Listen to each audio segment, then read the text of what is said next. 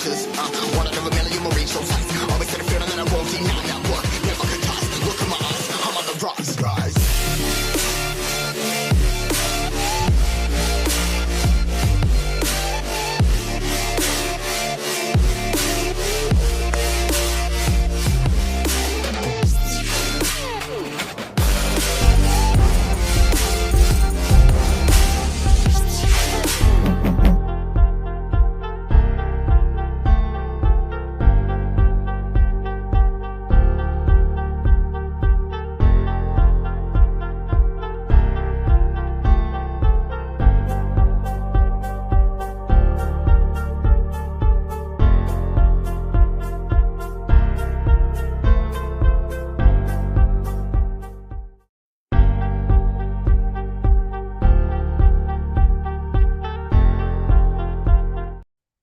Oops.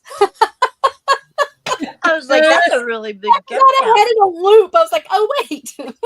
That's hilarious. Oh. Crap, I thought I put that in the private chat, not the outside chat. I just wanted to share it out. I just wanted her to share it. That's funny. How is everybody this Monday? It is wet here. It's raining. It has been a crazy day. We've gotten a lot done today, though.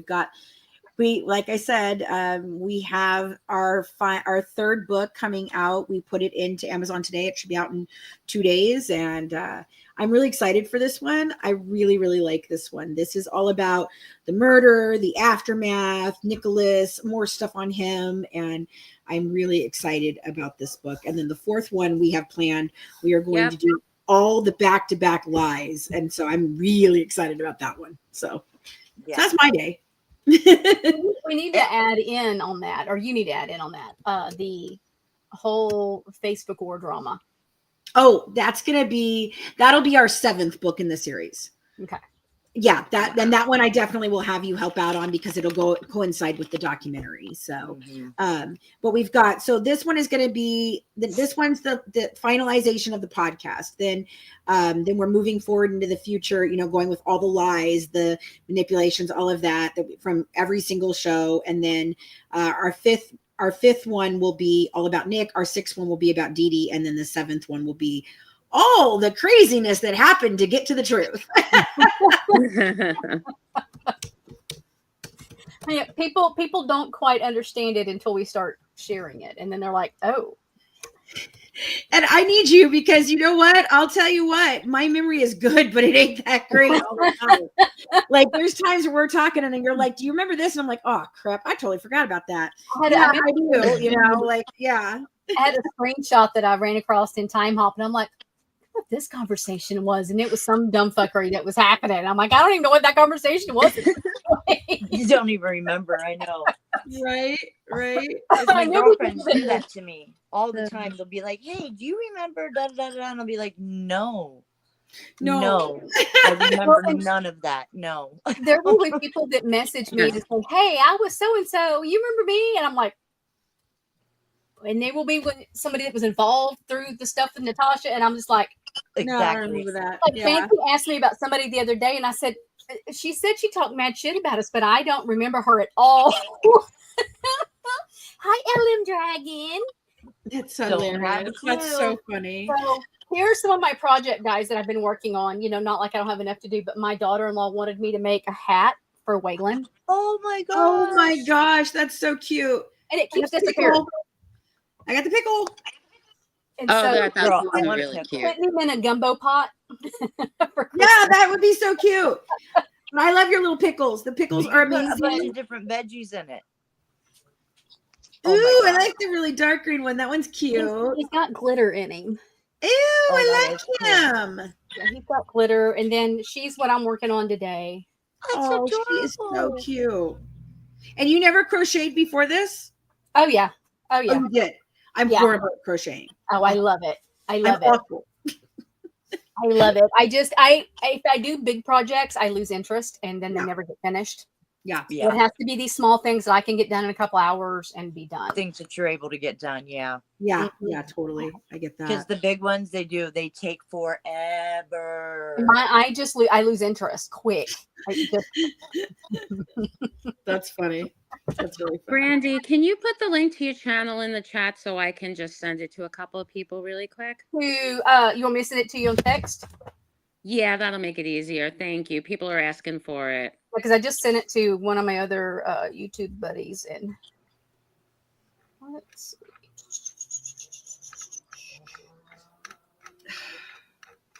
Still not what I wanted you to do. Thank you. Gotcha. I'll be right back. Oh, why are somebody commenting on that one? It's weird. Oh, so it is a Monday, which is our Menendez Monday, and we've been talking about Menendez. And then last week on Tuesday, I was over on Fancies, and we were talking about Menudo and what was the other one that we talked about? The madam that knew Jose. Yeah, Madam Hollywood. I had planned on this week I wanted to talk about Jodalon and Oziel. Oh, okay. I fell down the rabbit hole, and I'm like, I need timestamps because I'm not playing 500 hours of videos. I'm just not. No. But I saw a lot of comments in different videos that I've seen, and it made me ask the question, why support one and not the other? Right. Because you have, and that's why I'm comparing Gypsy to Menendez, and I'm not. There's going to be both sides of this, so play nice in the chat to everybody. Play nice. Yeah. Play nice. Please. Right. Hi, Steve. You don't have to like either one, but be respectful. You don't have to like panel guests, just be respectful. Right. Right. Because we're crossing over a lot now, and but for me, there's a lot of similarities in these cases.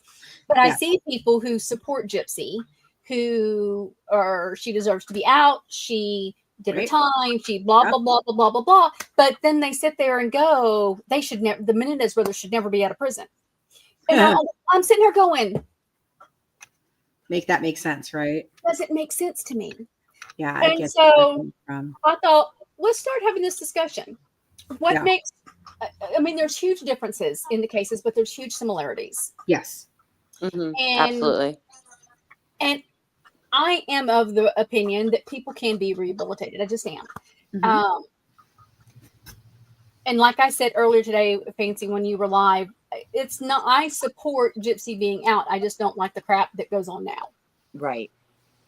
I want more and better for her. And I think my vision of that is different than what her vision is of that. Of course. And I don't want to impose that on anybody. I don't. At the same time, I'm sitting there going, "Come on, Gypsy, do better. Do better." Yeah, I have a totally different opinion. Like, I do not believe that Gypsy should be out. I don't believe that she did any type of growing or rehabilitation or any of that in prison. And I stand on the fence that I think that she's dangerous. I think that her family allows her to be delusional, even makes it worse. But I also do 100% support the Menendez brothers coming out.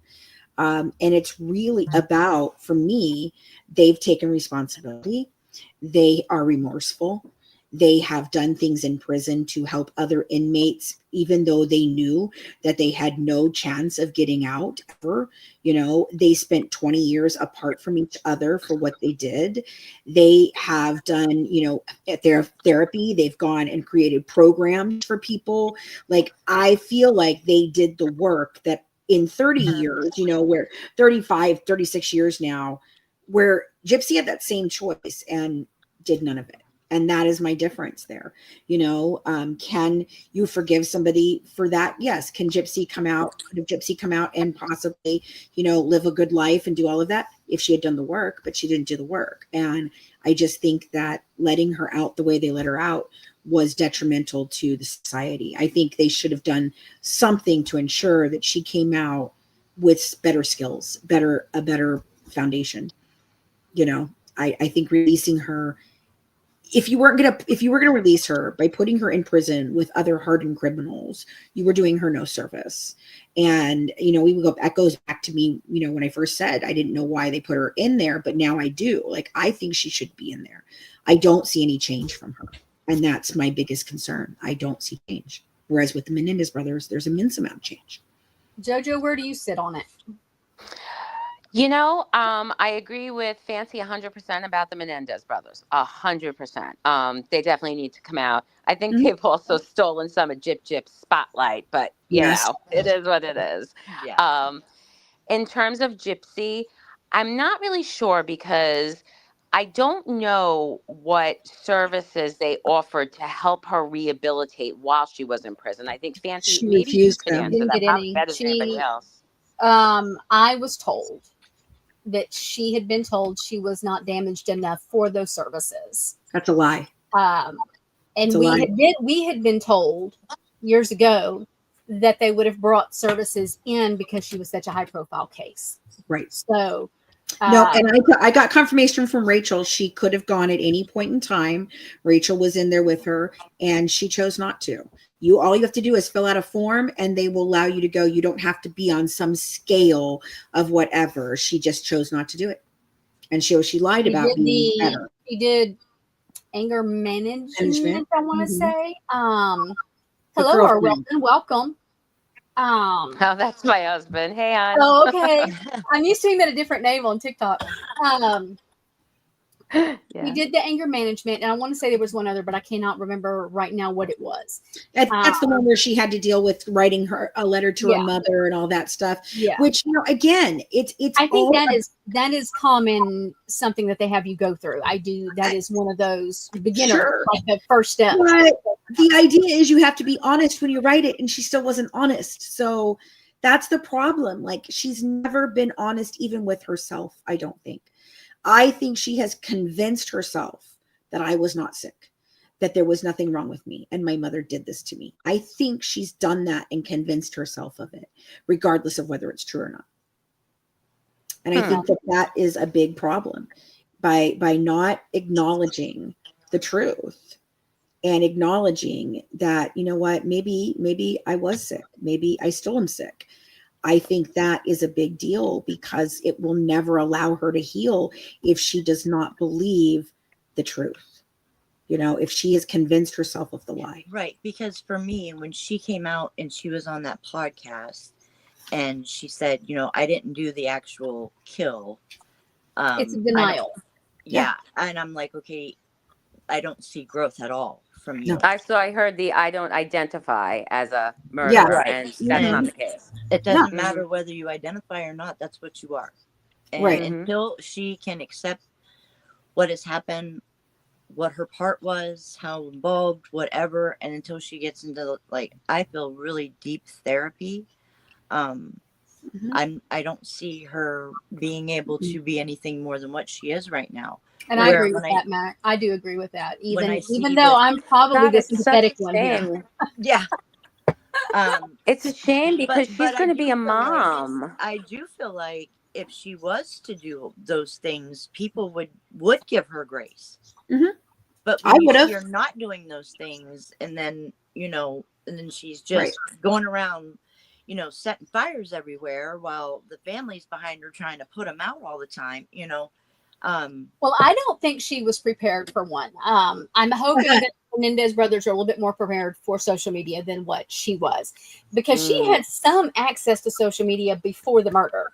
Mm-hmm. So it's not like it was a clueless thing where the Menendez brothers, we didn't have internet. We had kind of had internet, but it wasn't. We had AOL dial-up. I mean, we didn't even have that then. In '89, we didn't even have that. We didn't have that yet. We didn't have that till afterwards. But she also had help from people who should have helped her. I know that Rachel ran a TikTok for a while, and she probably talked to her about it. I think that Melissa Moore and the family should have prepped her for this. If this is what you're doing, Melissa wants to sit here and take credit for the fact that she made Gypsy so damn famous, which I don't believe. I'm sorry. Gypsy was already famous before Melissa came along, infamous before then.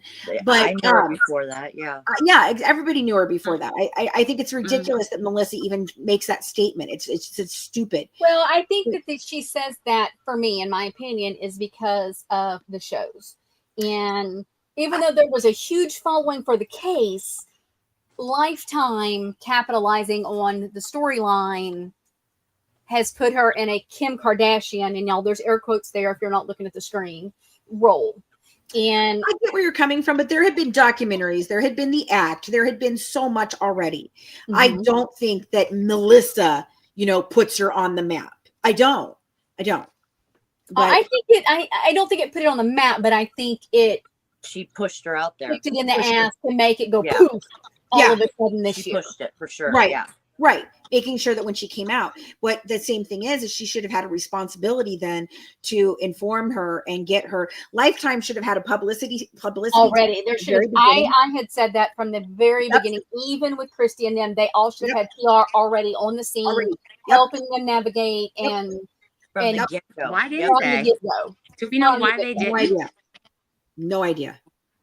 Like, that to me is just like common sense. Like, why wouldn't you be ready for that? Especially knowing, I mean, this is a global thing. It's not just specific here. Gypsy's like international. If I had one thing to tell the Menendez Brothers families, get them PR before they ever step foot out of that prison. Yeah, exactly. And that's the thing. Like, I tried to take that role. I tried to help Christy in the beginning, and I did a great job of managing quite a bit of it until we just couldn't control it. Like, Gypsy just has ever since the beginning, she just spouts off, and then she realizes that spouting off has consequences. And then she tries to roll it back, but her rollback is never, "Oh, I'm sorry." No, it's like a double down of, let me make up a more deflecting story. A huge deflection. Yeah, or let me make it worse by making another lie up. Like, and you're like, shit, that didn't help, Gyps. That didn't help. Not trying to diagnose anybody, but that's personality disorder. It is. Yeah. But that's the thing, is they should have had this day one. They should have been given PR, especially with Lifetime. And I'm going to tell you what, I do not think Lifetime has done her any favors. Their editing has not done favors. The shows are not doing favors for her. Nothing. They've done her no favors whatsoever. I haven't watched them. I haven't watched it. Oh, I have. I watched Prison Confessions, and I don't want to give her any more attention, so I didn't watch it. Well, I watched Prison Confessions, and then I watched 3 of the Life After Lockup. But my reasoning is mainly to catch the lies, because that's what I'm looking for. Right. So I didn't watch all of Life After Lockup because I don't really care about her and Ryan and her and Ken and Mia, and I don't care about that. I care about the case. I don't really give a shit about the drama. I wish they would all just go back into their houses and live their lives so that people could allow her to have a normal life. And I think that might be, beneficial to her child, but I don't think she wants a normal life. No, she's never wanted a normal life. Doesn't know how to have a normal life. No, she doesn't know how. That's all she's ever known. She's going to be a mom now too, like Dee was that way too. She always wanted to meet the famous people, and she was always on that kick. And then she introduced Gypsy to a crap ton of famous people. So, I don't know if that's like her mindset, I don't know. Which is where the therapy comes in. Like, girl, you have really got to give a shit about your mental health. You really do. You have to really care about it. Well, I feel like Dee Dee's overindulgence and over absolute just being into her daughter and baby, almost living vicariously through Gypsy, I feel like is what caused this need for everyone to love her and for everything. She's got to feel the most special out of everyone because her mother told her that all the time. You're special. You're this, you're that. Everyone loved her. That's generational curse too, because that's what her mother did to her. Right. And I think that we have feedback from somebody. Oh, yeah, I don't know who it is. I don't think it's me. It might be Mack. Mack usually has the feedback. Is it me? Yep, it was Mack. It was Mack. Is it still me? Yeah. I don't know. No. I don't hear it now.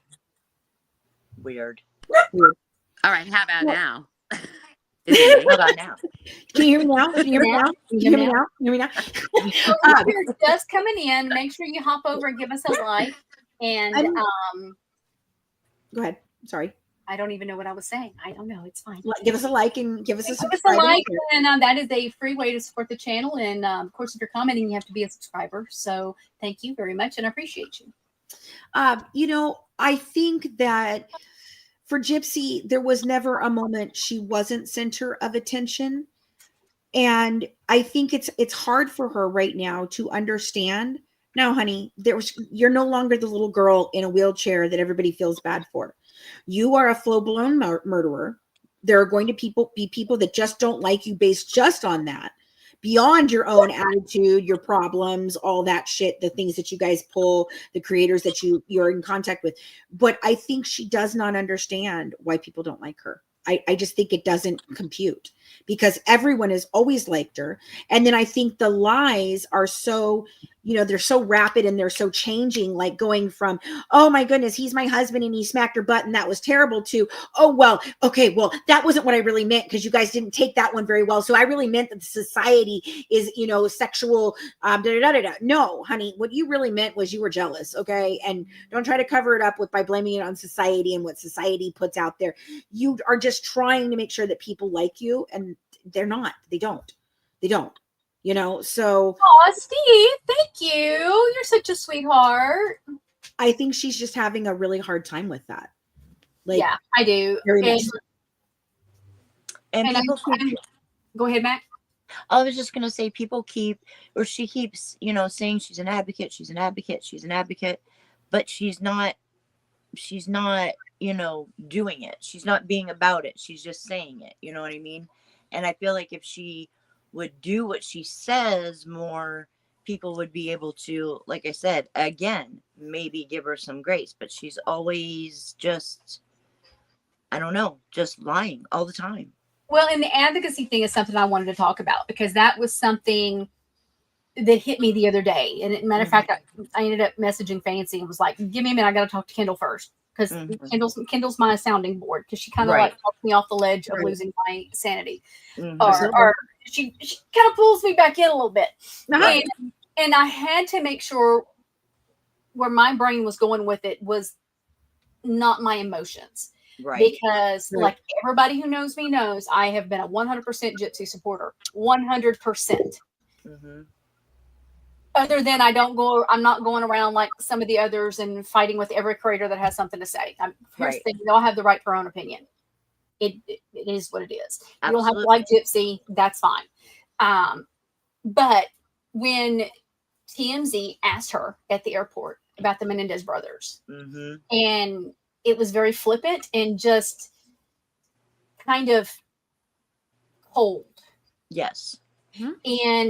And I'm sitting here going, if you're wanting to be an advocate for prison reform, first off, and then somebody said, well, she can't even contact prisoners because that ain't what advocacy does. Advocacy is fighting for the rights and the freedoms and for prisoners to have help. For prisoners like Lyle and Eric are doing from the inside. Right, from the inside. Hey, no fighting, guys. No, there's a whole bed. You got a huge dog bed right there.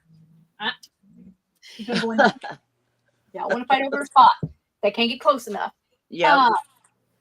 And her and Ken both saying, we don't know enough. Well, you have nothing else in life going on because you're not working. And you're on a trip going to speak at a college about prison reform. Why would you not have information? 30 minutes. Pick up your fucking phone, put in Menendez Brothers, and you can read real quick their story and what happened. Real quick. Yeah. Pull up a few YouTube videos. Gypsy, I'll send them to you. Hell. And you know that she knew TMZ was coming. You right. know it's the biggest case out there about prison reform right now. So how in the hell did you not think they were going to ask about it? Because she's so wrapped up in her own self. Well, because the Kardashians are fighting for the Menendez brothers. So if she already had the conversation, this should have been something she knew, at least to say, we're still, I'm working on it, and I support them with their journey, anything like that, anything that shows you paid some kind of fucking attention to something besides yourself. And you know what? You know what, Brand? That has always been my issue with Gypsy. I had a hard time with that the other As day, far as guys. I'm concerned, I think Missouri, they screwed up. I know the sentencing. I mean, she served out her sentence. There's nothing we could do about that, right? But then you come out, and I really was hoping for some kind of advocacy platform. And I think that's where a lot of people got so upset, was because she was online doing her makeup and she wasn't advocating. Now she's got some competition because you got the OGs that want to come out. I like what 1980 Might says. not like it. 1980 I like says, this. Yeah. I don't understand how she wants to advocate for prison reform when she said she was free in there and didn't realize it was punishment. Damn. No, I agree. Fully agree. I had not thought of that.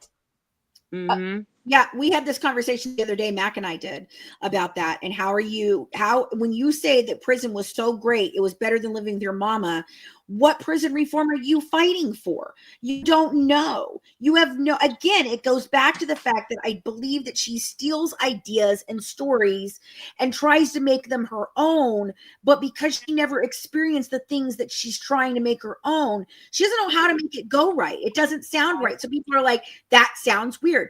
And in the airport, what I felt from her and Ken was complete annoyance that the focus was not on them. Yes, I thought so too. I agreed with that. Yeah. The Menendez brothers. I don't want to talk about them. That's not me. I want to talk about me. Talk about my trip. Talk about me. Right. Yeah. Yeah. That to me too. And it was, but because my heart from 1989 till now has always been Menendez Brothers. Yes. And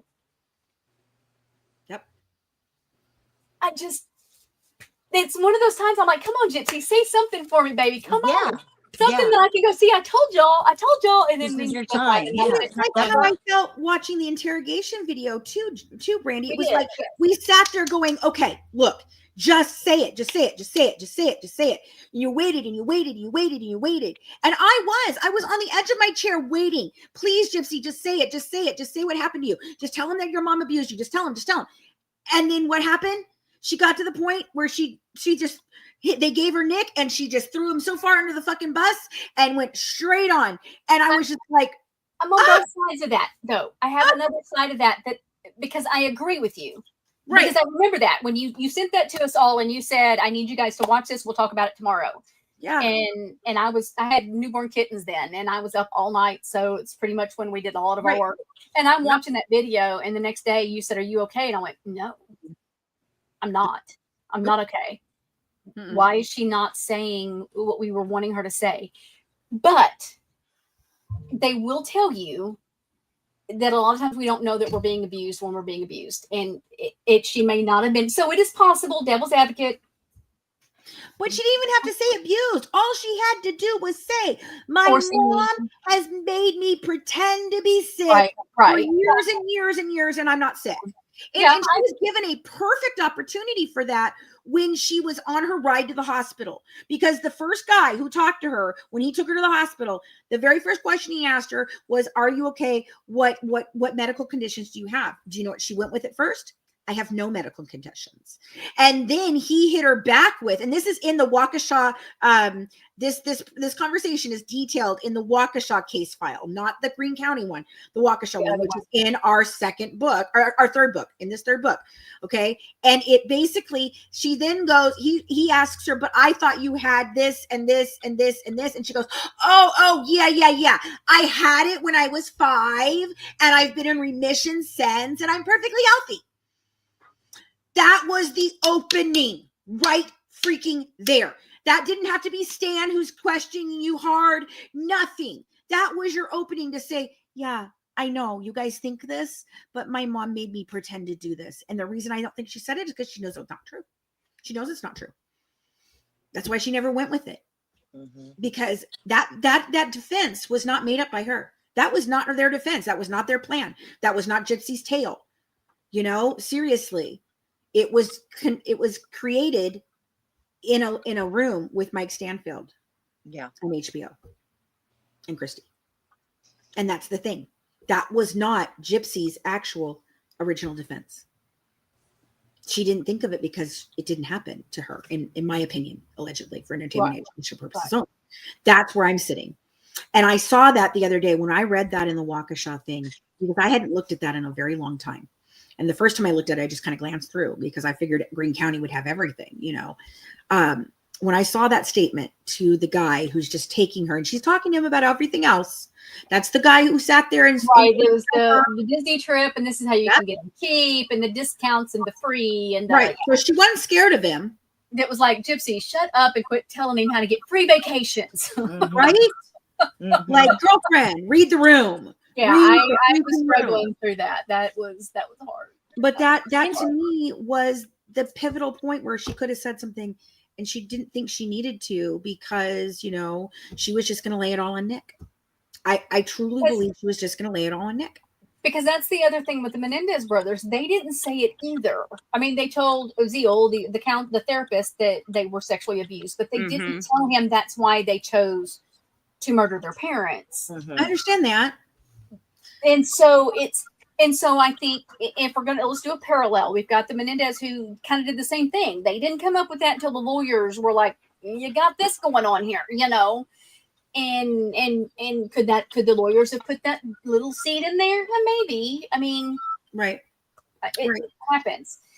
But we also know, of course, we're looking at time differences. We're looking at 1989 to 2015, huge difference in time frame, and how we looked at things. Well, here's my thought process on what you're saying, and I like what Millennial's saying right here too. Me too. Okay, but what I'm thinking is this: look, her disabilities were outwardly physical. Okay. So if she had said, my mom made me sit in a wheelchair, and obviously I didn't need to sit in a wheelchair, that's provable. 100%. Oh, she's walking. You're right. She doesn't need to be in a wheelchair. 100%. Okay. That is a provable thing. For the Menendez brothers, sexual abuse can be proven. Right. Is not as proven. So, and for them, it was dirty. If you remember, the DA or the prosecutor at that time said they could not be ours because they didn't have the right equipment. Right. And because in 1989 and 1993, when it happened in 1989 and trial in 1983, that's how we looked at it because they were boys. That's how people thought of it. I didn't think of it that way. Because we were taught, first of all, you know, when it comes to Menendez, okay, we were taught, and, you know, I think Brandy and I, we talked about this when we did our last panel together. I mean, I'm around their age, so I can honestly tell you, we were taught what happens behind closed doors stays behind closed doors. It's not that way anymore. Yeah. You know, I think if the Menendez brothers were tried today, it would have been a totally different outcome for them. Absolutely. I think they would have got manslaughter. I really do. That's what I said I would have voted for, was manslaughter. It would have been manslaughter for me. Yeah. Yeah, it would have been manslaughter for me too. Right. Yeah. Which they put that on for the second trial. They didn't even they were getting told by Jose that I will kill you if you say a word. Yeah. Right. So there's that too, you know. Yeah. And Eric was absolutely 100% in fear of his life against his dad. Yeah. 100%. So, where, like I said, to me, Eric is a miracle right now. He is an absolute miracle that he is okay. I just adore everything about them. Feedback on me. I do too. I adore everything about them. I think that they have truly worked to better themselves. Yes. Very hard. In spite of their raising. Yes. And in spite of their circumstances. They had no hope of getting out. Mm-hmm. And I am super excited to see what they do when they do get out, because I'm holding faith that they're getting out. It's still in the air. We don't know. I'm holding it too, girl. I believe it's going to happen. I believe it's going to happen. The DA that just won, I mean, I like what he said, because he said he wasn't making decisions right now. He was looking at the file before he said anything, and that would be determined in December. But, I mean, technically, he doesn't take office till January. No, he takes office December 2nd. Oh, does he really? Oh, it's December? Oh, so I thought it was January for all new elected officials. The trial is December 2nd, and the court hearing with the judge is December 11th. But see, I thought they were trying to get before they were trying to get it done before December 11th. There's one in this month on the 26th for the habeas, and then the resentencing part is the other one that is in December. So something could happen with the habeas. Now, see, I thought the habeas was dropped. Mm-mm. No, That's what they're going to. That is supposed to be November 26th. Oh, see, I heard that it was a drop. Yes, their mother did know about the abuse, and their mother was abusive as also. Yes, So, yes, absolutely. I was just answering that. Yeah, she also participated. She took pictures of their private parts and had them in envelopes. And knew and would tell people, do not go down the hallway when he is in the room with the boys. Just disgusting. And there are allegations that she was inappropriate with Lyle. Yeah. So again, she's not here. But Lyle had more of a backbone and would say, "I don't want to do this. I don't." Just stop, because he told Jose and he told her, and it stopped. But then she started treating him just like a piece of crap. Lord, it is raining hard. What's happening? It's raining like crazy. Is it really? Internet, please hold out. Please hold out. Yeah, hold out. So here's the thought process I have. So we have Jose threatening the boys if they tell anybody. Mm-hmm. So, because some of the things that we theorize on with Gypsy is that Dee Dee had told her, you have to keep up this con or we're both going to jail. Mm-hmm.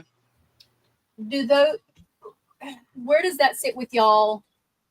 Nowhere near the same thing. Okay.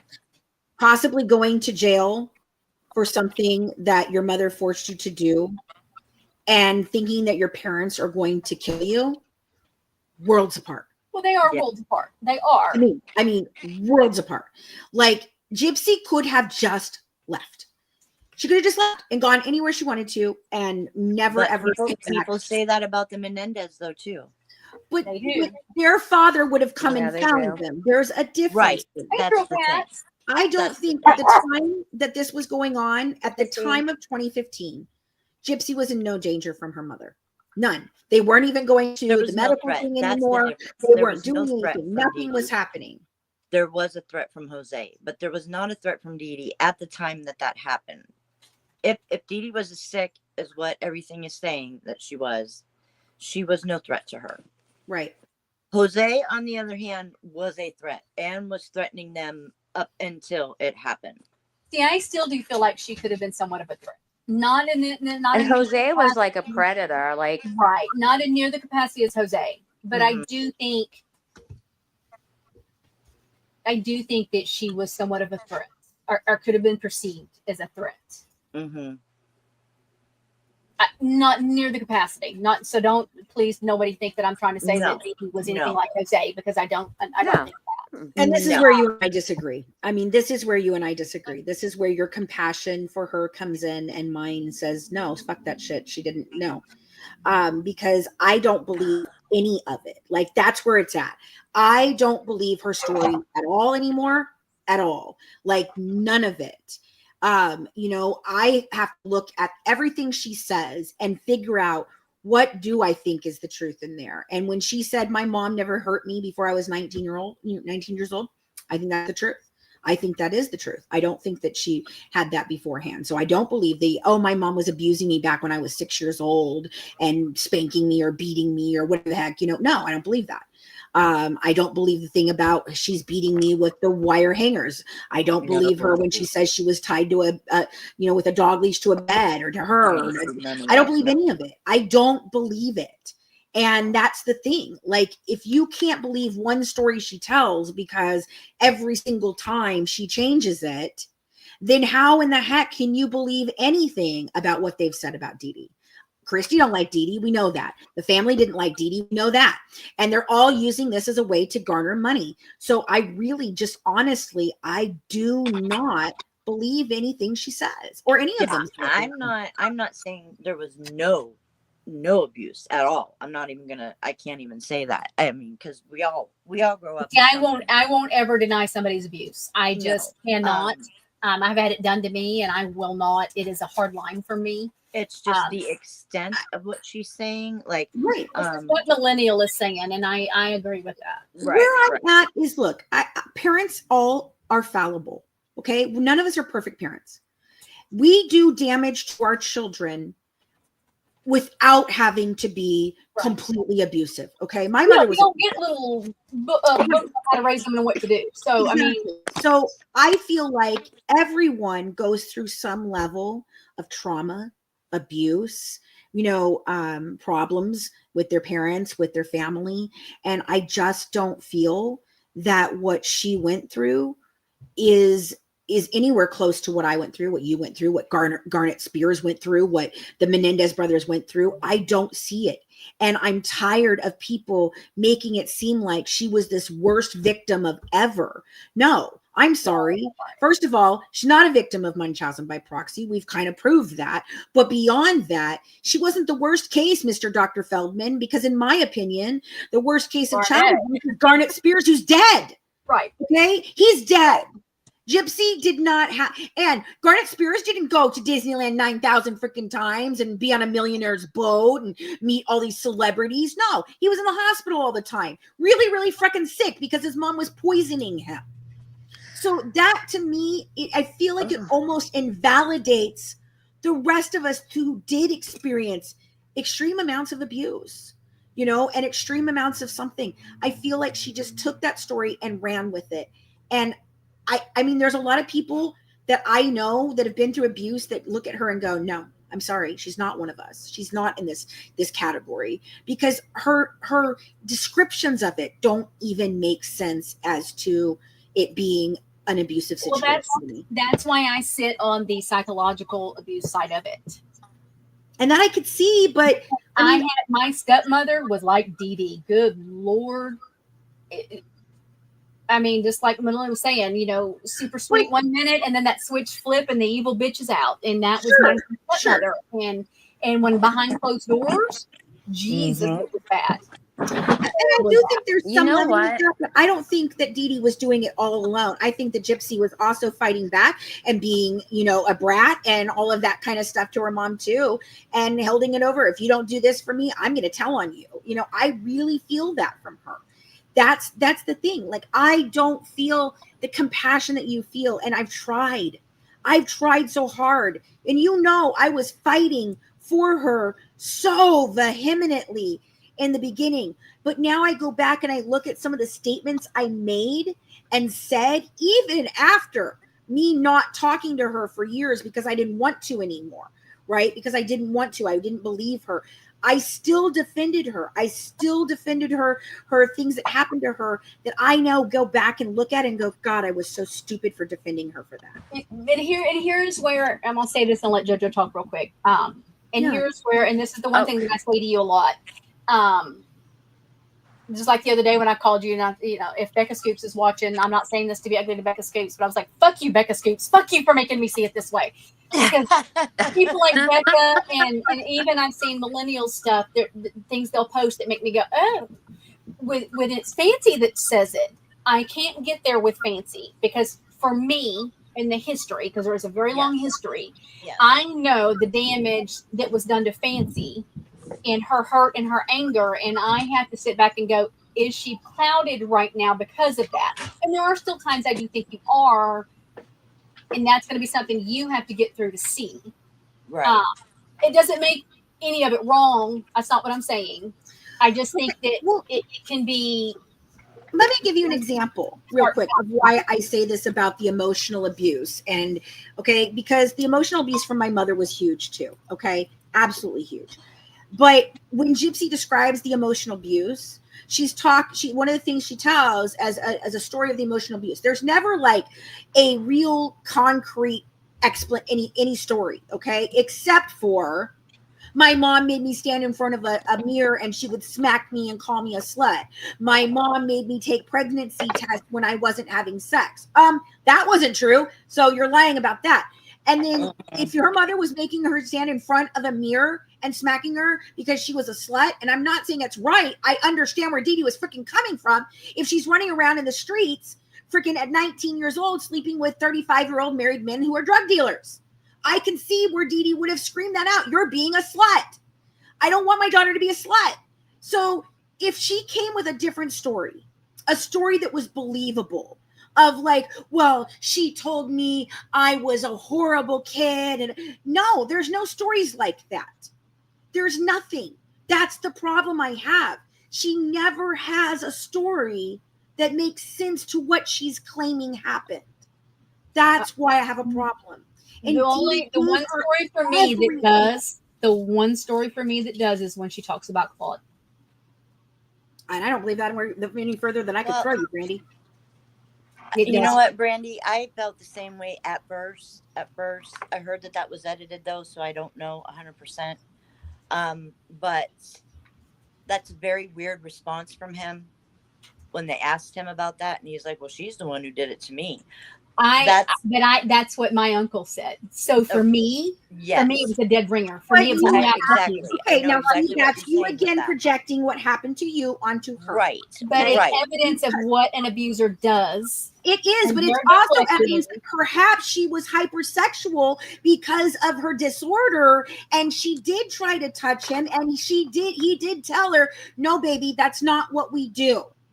Okay, so that's the thing, Brandy. You have to take that with a grain of salt and take away what happened to you and thinking that's what my uncle said, and so it must be true, and look at it as a bigger picture. I'm just saying. What do you have, JoJo? I want to hear what JoJo has to say. Poor JoJo. No, I'm really liking this because I'm watching two people that, really are speaking passionately on both sides. And part of me agrees with, I have to say, both of you. Yeah. I agree with Brandy in that I believe she was groomed and taught to be the master manipulator because that's what her mom did. And I also believe Fancy in that, she knew the role she was playing. As she got older, she was able to figure it out as well. So I'm glad we're all coming together and just kind of talking it out because you both really have some really good points. And I've never denied that the grooming isn't abusive. I agree with you on that. But but at what point did she become the one who wanted more and more and more and more, and Dee Dee was trying to stop it? Because in the files, there is proof that Dee Dee was stopping it. Dee Dee was no longer taking her to the doctor. She was no longer doing these different things. And what did Gypsy start doing? She started doing other things that were scammy, that were suspicious, that were not good, and turning to that kind of life. So I at some point in time, you cannot blame your parents for everything. You have to take responsibility for your own actions. And I agree. And I think that's where she needs to be at now. Because, Brandy, you and I are both have had similar situations. And I've had to do a lot of work. I'm sure you've had to do a lot of work. That therapy is not fun. That's why I know that she needs more than what she's getting. Exactly. But of course, I think everybody can agree on that. She definitely needs more help. There's no ifs or buts about that. As much as that steals so much of your life away from you, that still does not give me a right to do something like that. You know what I mean? Right. I still don't have that right. And if that did happen to her, I'm not going to say that it didn't because I can't say it for sure. But if it did, it sucks because, I've been there. But as far as the other types of abuse that she's talking about, I feel like she's really slapping people in the face who have really been abused. You know what I mean? Right. People who really did have parents who had Munchausen. You know what I mean? I just think she really ran with the narrative. Like I said, I'm not saying every single thing is a lie. I don't, absolutely. I think she had to have been abused in some way, shape, or form because we all have been. Right. But I'm just saying that doesn't give you a free pass. Right. No, absolutely not. Millennial, I agree with you. And this is the conversation. That's why Rogi's saying what he's saying. This is the conversation Fancy and I have anytime this comes up. This is a common conversation. We do not argue. And we're not arguing. I mean, we're not arguing. No. We're just saying, we're at two different points. We're at very two different points. And she has a compassion and a sympathy where I have an empathy. Okay. I empathize with the little girl who was born into a family that this is the way they live. Okay. Just like I empathize with the fact that Dee Dee was born in the same damn family and that is the way they live. Okay. I totally agree with that. I totally understand how that's abusive. I totally see all of that. What the lies and the things that she has told makes it very hard to believe what sucks about anything. it. That's what sucks about it. I don't ever want to have to question an abuse victim of any kind. Ever. I won't. I can't. Ever. My heart will not let me, mainly from the counseling I've been through. That's what's so hard with this case, Brandy, is the fact that people are so like, okay, you know, we can't really ask her questions about that because, you know, come on, she was abused and blah, blah, blah, blah, blah. And she looked all frail and she looks little and she looks, you know, she plays the part. She plays the part. I really feel she was sick at certain times. And I really feel like I'm not going to fault her for the deal that she got. Here's the thing. They offer you 10 years, fucking take it. I don't fault her for that. It's not her fault. Of course. I don't fault her. I fault HBO, Mike, and Christy. So, well, what I have said many times with people when they want to get mad about that deal, take it up with Missouri. Yep. 100%. I was going to say because because they really, that sentence. I mean, when I read the history of that sentence, because you know, like you guys are really the experts. I don't really like to cover Gypsy just because people have done it already and you've done it better. But when I read that, I just remember thinking to myself, like, oh my gosh, this is all political. And it was. It really was. That's why the Menendez brothers got the sentence they got. Political. Yep. All political. This is my opinion, especially with the letter that I have from HBO to Christy and Rod, and knowing that that deal was struck after all of HBO's filming for Mommy Dead and Dearest was over, that Patterson had participated in Mommy Dead and Dearest. You know, I believe that Patterson either knew that it was a political suicide because he was already being hammered in the news for not prosecuting child abuse cases and child trafficking cases all over the news. He was all over for that. And so he thought, oh, this is a honey of a deal. I get to kill two birds with one stone. I look like I'm hard on abuse, and I look like I'm, you know, sympathetic to a victim, and I look like I caught the guy. You know, it was a perfect scenario for him. Or he felt completely 100% strong-armed by the fact that he knew that documentary was coming out. There was nothing he could do to stop it unless he wanted to prosecute her for it, and he could have, and he didn't, and I don't understand why. He could have prosecuted Mike for it as well, and Christy. They all signed documents that they should not have ever released any of that. And it's a law, and it would have been punishable. But I feel like he went, you know, I feel like he thought it's too much of a gamble and I'm just not going to do it. But now I do think about the Menendez brothers, right? Trial, I believe that if he took it to trial, he would have got a much bigger conviction. Yeah, but compare it to the Menendez brothers, right? Because at that time, now you're talking 1989, you had that DA's office. They look like a bunch of morons. They screwed up Rodney King. They screwed up OJ. So by the time Menendez went back for the second trial, they were armed and ready because they didn't want to look like a bunch of morons. And they had egg on their face because of OJ Simpson. So what about the judge? So much evidence was left out. And so, okay, Rogie has a good question. What about the judge by the letter of the law? I don't understand why that's even a question, Rogie. He went with what the recommendation was, and that's it. And I think that judge was highly biased against Nicholas from the start. And I think that he went along with it. And if it is as corrupt in that town, in that city, as I think it is, then there's no question in my mind that he would go along right with it. In my opinion, judges tend to side more with prosecution to begin with. It happened with Menendez. They would not allow things in that second trial that should have been in that second trial. They would pigeonhole any question or any evidence or any direct line of things and just stop it. And I think that happened here. I think it's highly possible the judge is like, look, we don't really want to go through another trial. She's willing to take this deal. Let's just do this. This is less money that we have to spend into this. Trials are expensive. Yeah. And I'm serious. I believe there is a massive amount of corruption in that state and especially in that area. And I'm sorry. I think that speaks volumes to it. And so for you to ask about the judge, you're trying to like lay blame off on them. I believe that the state of Missouri fucked up. I don't know that that's how they meant it, Fancy. I don't know. I think they're just like, doesn't the judge have to prove He's it? asked me this before. Okay. We've gone round and round about it. I think that the entire state of Missouri should be held liable for the fact that they screwed this up. I do. They put a dangerous person, in my opinion, back out on the streets with no tools, no education, nothing. A GED, whoop-de tap and do that she got a GED. I mean, great that she did, but that is nothing for her mental health. Yeah, that does nothing to help her. Thing we don't agree on is I don't think she is danger to society. I do. I don't. I know.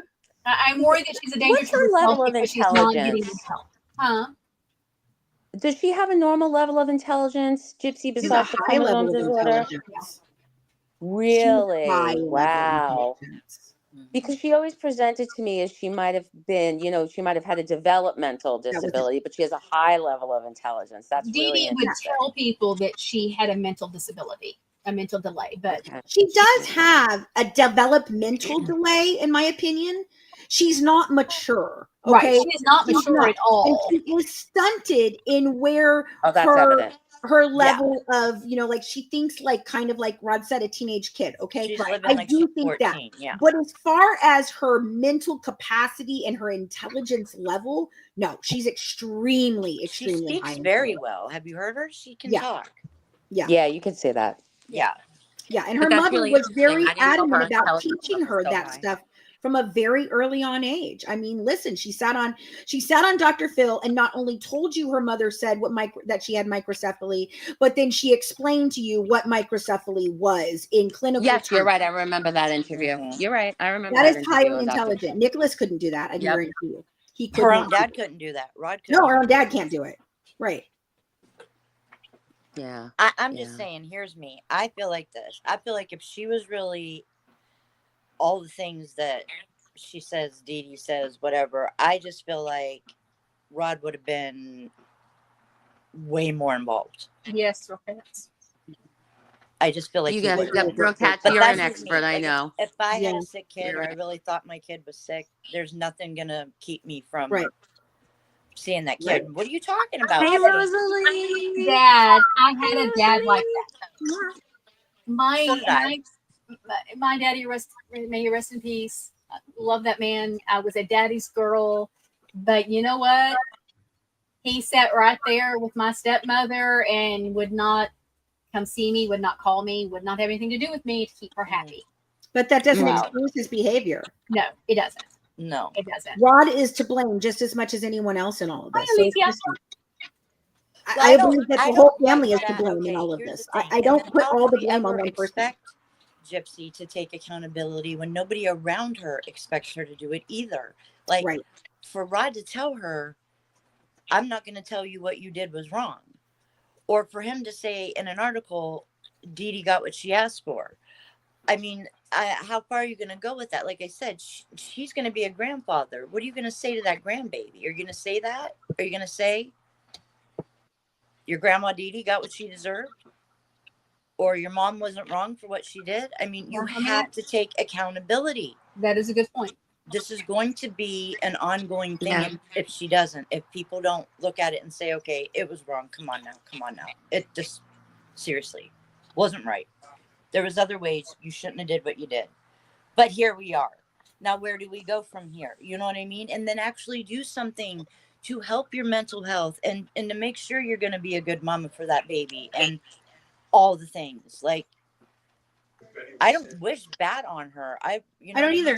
That's like people that didn't want Trump to be president and then like hope he fails. Like, no, that's okay. Forget about it. It is what it is. You cannot put her out, and say, oh, she's going to be a mama. I hope she fails. I really hope she doesn't. Because that baby, you know what I mean? I really hope she doesn't. But I think about the future and I think about this little girl being in school and parents and being mean and saying, no, she can't come to your birthday party, or no, you can't go play with her, or no. That's what I think about. That's what I think about. Yeah. Brandy, Thrill Cats left a comment about people being responsible for their own actions. Can you pin that up? Because I like that. I wanted the girls to see that. Yeah. Nope, not that one. It was before that. Oh, this one. At what point is a person responsible right, for their own actions? Yes. At what point? Right. At what point? We've talked about this before. We've talked about this before, Brandy, when we talked about the fact that many sexual predators that were abuse victims when they were children, and then they go on to be sexual abusers. Right. And at what point do you go, okay, wait a minute, no, I mean, yes, you were abused and that's horrible, but you cannot continue on the cycle and think that it somehow absolves you of being guilty of what you're doing right now. And I agree with that. That is exactly where I believe, at 24 years old, she had the ability to make an adult decision. And if she could plan a murder, she could plan to leave. And if she could tell 5 different people that knew, supposedly, according to Nicholas, that, she could walk and and lots of people knew. We know David Blanchard and Kim Blanchard knew. They knew. That's my biggest problem. They fucking knew. Well, I mean, when I see Dee Dee pushing her in a wheelchair with her legs crossed, right, it doesn't look that serious to me. Right. You know what I mean? Like, that was, when we first saw that video, that was the one thing that I went, if she can't walk, how is she got her legs crossed? That I never could. The 2 and 2 wasn't adding to 4 on that. You would think if Dee Dee was such a mean old bitch or whatever, she'd be like, girl, you better get your legs down. You know what I mean? Or whatever. But no. And so, I mean, that is it. And at 30, she's 34 now. Is that how old she is now? I think 33, 34. Yeah, around there, right? This one's 34 in July. She has, she needs to be responsible. She needs to change her life. And she's done no things to do that. That's the problem. We're still seeing the behaviors we saw with her with Nick. We're still seeing the behaviors we saw with her inside prison. We're seeing this pattern of behavior with men. We're still seeing the same Gypsy. She's done no growing. Yeah. That's the problem. And I don't feel like anybody is encouraging her to, because the longer she's a train wreck, the longer they make money on her. Too many yes people around her. Yep. No, I mean, you have to be able to say to your kid, I don't care at what age, be like, listen, that was wrong. That was wrong. I'm not going to sit here and tell you that what you did was right. See, I'm opposite of Rod. I couldn't do that. I'm so rough on my kids, y'all. Right. they're like, damn, Mom, really? Because I'm like, why'd you have to go fuck? Now I'm going in public, I'm supporting them and I've got their back, but then behind the scenes, I'm like chewing their ass for being stupid. Exactly. What the hell were you thinking? And so I am probably tougher on my children than I should be. I am. But I have good kids. So. Right. I am too. I'm tougher on my children because I knew the world I was sending them out into, and I wanted to prepare them to be adults in that world. Like with my middle daughter, the one that I had just absolute banging heads constantly, and I truly believed that my daughter was going to leave at 18 and I would never see her again. I really felt like that was going to happen. So I was harder on her than I was on any of my others, because I was scared about her being in a world where her mama wasn't there to protect her, where her mama couldn't help her, because she would not think that was what we were doing. And I was scared. I was scared to death. And I was very strong on her. And I wanted to make sure that she understood, no, these actions are not okay. You cannot do these things, expect to be out in the adult world. You're going to get hurt. And now she comes back to me now and she's like, Mommy, I appreciate that you never gave up on me. It usually takes a little while. It usually takes a little while before it hits them and then like, okay, that's why she was like that with me. I get it now. Yeah, the older they get, the more they understand. It amazes me. Yeah, for sure. Yeah, for sure. Yeah. I was the same way though. I was the same way. I thought my mom didn't know shit. Just shut up. Stop talking to me. I don't want to talk to you. Of course. I love telling I've even apologized to my mom. I've said, Mom, I'm sorry. I drove you crazy. Right. I know it. I'm always telling my mom, man, I know I gave you some shit, woman. I know I did. And I had a very similar relationship with my mother that I think that Gypsy had with Dee Dee. I was a single child to a single mom, a deadbeat dad. My mother had medical problems. She was not okay mentally because of the medication she took. She was abusive. She was, she lived vicariously through me. I mean, there was so many similarities. And that's why I sit and think about, what did I do with that versus what did she do with that? And that's where I feel like that's the point, Brandy, where you and I can't get the middle ground on it, because I had this perspective of, I went through all of this and it made me a different person, but I don't feel like I don't see that person for her. So I don't feel like it was the way she describes it. I just don't. And I wish that, I hate saying that, because I am a person who says believe the victims. I mean, for crying out loud, that's my whole platform for our nonprofit, is believing women and believing their stories, and making sure that first responders understand warning signs when they come up on a narcissistic abuser, all of that. And so I'm an advocate for that. And it's hard for me in this case to say, no, I don't see it. Honest to God, I was petrified. I was 17. And I was petrified to leave my dad and my stepmom's house. Petrified. I was pregnant. I was a senior in high school. My dad scared the living shit out of me. And I mean, he could be very jovial. He could be, really cool. I mean, especially if he was smoking his, wacky tobacco, he could be really cool. But if he was drinking, or if my stepmom was getting him worked up, forget about it. I've been knocked out one time in my life, and that was from my dad. Right. So I was petrified to leave, but I said, you know what? I'm going to do it. I'm packing my shit. We had an ice storm. I packed all my stuff in garbage bags. I waited for him to go to work. I put all my stuff and I fucking left. I'm out. I'm gone. That's it. Right. So I put a poll in the chat, whether or not people think the Menendez brothers should be released.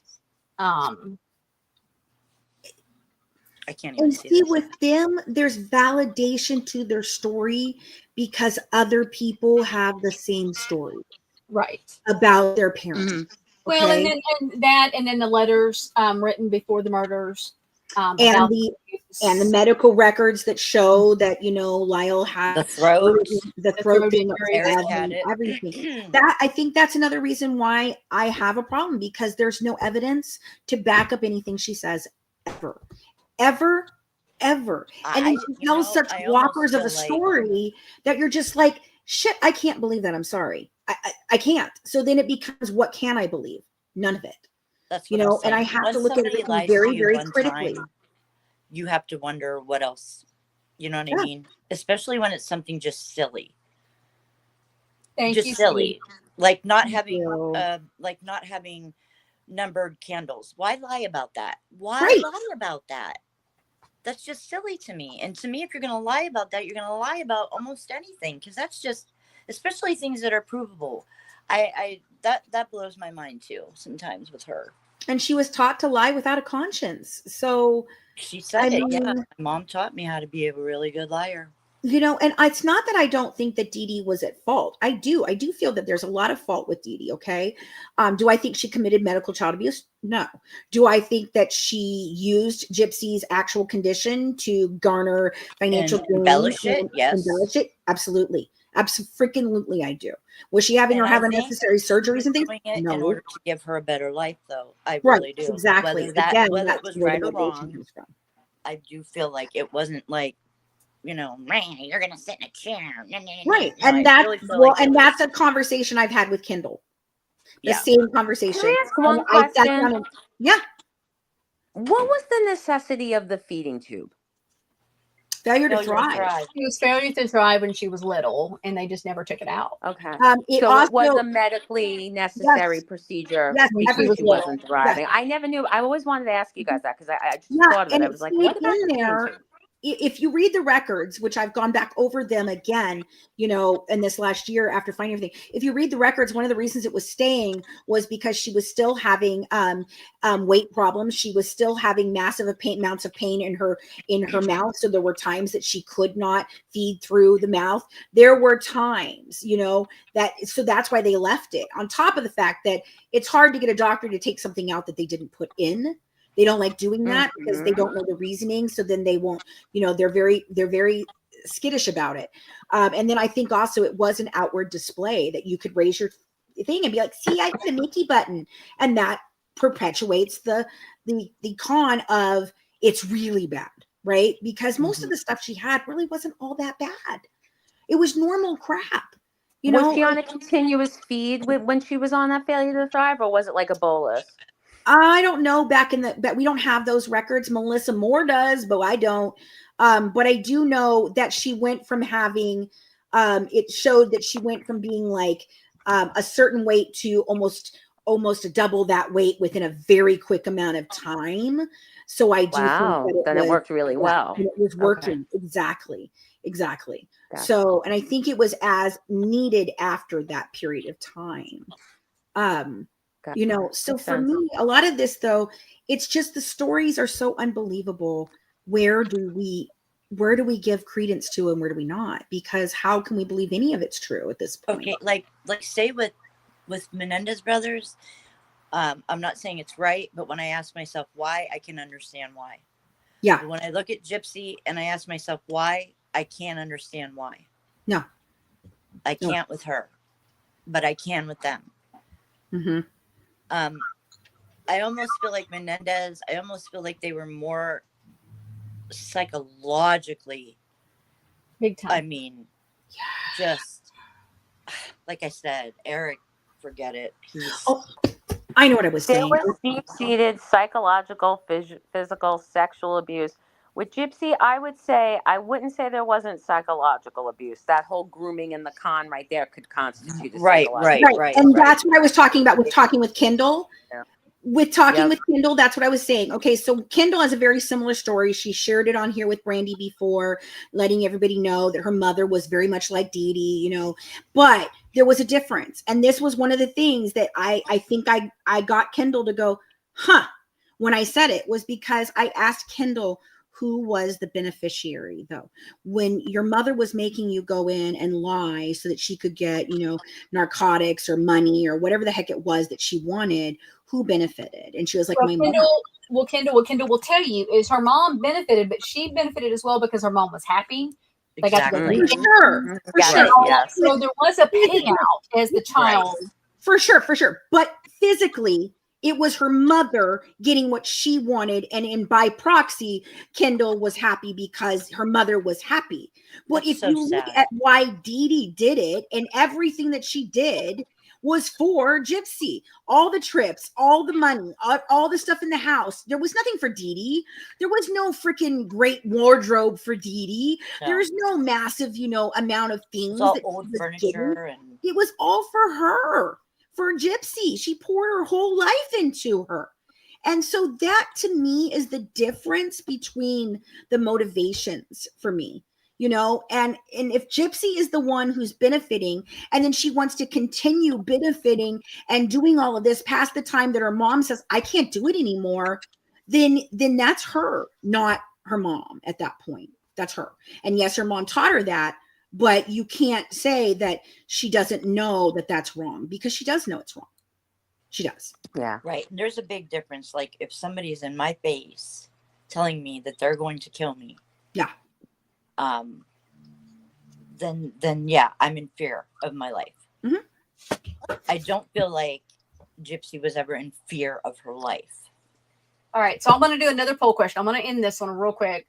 Apologize real quick. So this one was at 78%. They should be released, and 22% should not. Wow. So wow. Okay. Here's what I want to ask. Let me do another one. There's so much proof in the Menendez case that we don't have in the Gypsy case. Right. Mm-hmm. I hope people that are in here right now will join us tomorrow night on the Gathering of the Crows, because we really go in depth on information. Menendez. Yeah. We're going to be talking about Menudo more. So here's the one on Gypsy. Oh, cool. Do you agree that Gypsy should be released? I want to see where the numbers fall on this one. Do we think Gypsy should be released? Is that the question? Do you think Gypsy should be released? Okay. I can't see the chat. Oh, you mean like remain released? Well, I should have been released it all together with her parole and all that. No. No. I vote no. At least not in the time frame. Look, not in the time frame that she was released, especially with the factors that she did nothing to get better. I'm not saying exactly. There could, if we believe that there's a path for Nicholas to be released, then there should have been a path for Gypsy to be released. I agree with that. But I feel like she should have been in there, and she should have been required to do the work, to take the responsibility, to show that she could have been required. And she didn't do any of it. Because I have a question I'm asking from this. There's a reason behind my madness here, guys. There's because this question is what spiked this whole idea of this live for me. Was comparing the two. Yes. Because so many people, whether you 100% think Gypsy should be released or 100% do not think she should be released, either side of that you sit on, what makes you sit the way you do on the Menendez brothers? Well, I just told you evidence. Right. Because you got people, for me, and then I'm speaking to my Gypsy supporters that are in here, because I know y'all are here. I know y'all are watching. You're being very quiet, and that's okay. They're okay. They're allowed to have their opinion. Because y'all know, my opinion has not stopped here. It has not changed. I just have a few different views on things. However, if you can sit and agree that Gypsy should be released, and you're perfectly fine with the 8 years that she served, and you think she's paid her debt, and you think that she was abused to the point that's why she did what she did, but do not see and agree that the Menendez brothers should be out, why is that?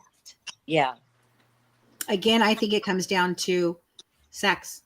Or not just that, maybe just not enough knowledge on the case. Because we're Gen X, man. I was a senior in high school when this happened. But I wonder if I was in 11th grade, Mac. Yeah, I was in 10th. I was in 10th. So, I think it comes down to, again, a prejudice of a guy versus a girl, and claiming like we were talking about before, Brandy. Whenever they would say, well, you're a guy, you must have liked it. Right. It's like people don't realize boys can't be AR'd because they don't have the right equipment. That kind of thing. Right. And they were 7 when it started. Right. 7. It just baffles me when I saw some of the comments from some of the people that I know that they're diehards for Gypsy, and I'm not going to knock them for how they fight for her and defend her. We all have the right to do it the way we want to. It's your business. But I struggle when I see they should absolutely not ever be out, and I'm going, but you support Gypsy. Brandy, check the chat. You know what I think? Oh, Aubrey, be nice. That wasn't nice. She's never nice, and she follows me everywhere. Is it that's not nice. Be nice, honey. Aubrey, we don't do that. We're actually having a very good conversation over here with the whole. Just don't even pay attention to it. They'll never be more than they are, so just don't worry about it. Yeah. I mean, this is what, for me, like, I feel like the Menendez, like, to put them up against each other in some ways, you really can. But, Gypsy was served out her sentence that she was sentenced to serve. Whether we all agree with that or not, it's not going to change anything. Whereas the Menendez brothers, I think for them, it's more of a, we've been in jail 35 years now. We've rehabilitated. We've shown we've rehabilitated. Now it's time for us to come home. And the actual literal. I muted because I know my family's about to walk in, but Rowdy had something to say, man. He knew he always there was an answer there. I agree. I think it's the injustice in the length of time for me. They were given no opportunity. Right. No opportunity. None. Absolutely none. And I feel like there was provable evidence that they were absolutely abused. It played a huge part, but they didn't like that because they didn't want another loss on the back of OJ. So they stacked the deck against them, and they made sure, because the first juries couldn't come to a decision. They couldn't. They were not agreed. And it was split down the middle, 6 and 6 of men and women. Yep. And then either manslaughter or murder 2 on all counts, you know? And so, and I can see where you're coming from with that, millennial. But with Gypsy, I feel like it was a slap in the face to people that you could go and you can just claim abuse with no real proof of anything, lie about your medical records to do so, create a narrative that is completely false just so you get out in a slap on the wrist amount of time, and did nothing inside to improve herself or to help herself. And so I think that's the injustice for me, is that if they were going to do this with her, they should have, it should have been a longer sentence, in my opinion. Even if it wasn't life, it should be a longer sentence. And on top of that, there should have been mandated things that I would think that there would be. I feel like if you really believe that that's what was happening with her, I feel like that should have been, absolutely, it would have been mandated. Like, seriously, get this girl in somewhere right now. Did you hear what she's been going through? Like, no. Right. And I think that there should not have been a release to family. I think she should have had to go to a halfway house where they could have taught her skills and how the world works, because clearly her family is not. Well, I don't know. Sometimes halfway houses are not the best places to be. Sometimes I understand, but something, especially in the South. Especially in the South. I get what you're saying, but I just feel like there should have been some sort of transition, and maybe that's something we need to work on. Is for someone like her coming out. This is a prison reform I would get behind. Right. She wanted to freaking stand on prison reform. Here it is, Gypsy. Yeah. Talk about the fact that the resources available to you when you exit prison are almost none. None. And you are not you are not given the skills to change who you are, because you're put right back into the same circumstances that put you into jail in the first place. And now you're a felon on top of it. So there should be a better option. That's what I would be doing, especially for someone like her who went through extreme trauma and all of that shit. You know, that should be what she's advocating for. That is it right there. I would be. I like that. Yeah. Just like I believe that there should be an advocate in every police station to stop from what happened to Nick. Absolutely. I believe. Yes, I agree with that. I agree with that. Oh, yeah. Millennial, those that are just listening and not watching the chat, Millennial says, it seems like Gypsy has a lot of resources, just makes bad choices with them. Mm-hmm. And as somebody who supports her and is friends with Christy, I say this often. We've been saying it for 8 years. I say it often. I can tell you, Christy will say, she gets texts from me going, what the fuck? And it's been like that the entire time we've known them. Well, maybe Christy will watch this and say, you know what, this is a good idea. Let's really give Gypsy something that, you know, she can make a difference. We'll see what goes off on my phone later. I will keep my mouth shut, JoJo. I will keep my mouth shut. I mean, Heather says, when you come out of a bad situation, whatever it might be, you know, Heather advocacy says, work is really healing. Like, it really is healing for you. I've done it myself. And I'm telling you, when you are able to give what you've been through some value by helping somebody else, it really is a great feeling, and it does help change who you are. It really does. And I would love to see that more from her. I really Heather, it's the same thing here too in New York. It's the same thing here. Yep. Oh, Heather, thank you. I don't think I've seen your name here, so thank you for joining. And she says, I work in the women's prison system. They definitely need to teach skills for going back into society. Halfway houses are full of drugs. There you go. And then she says, the department I work in helps women, but not all women are eligible for the program.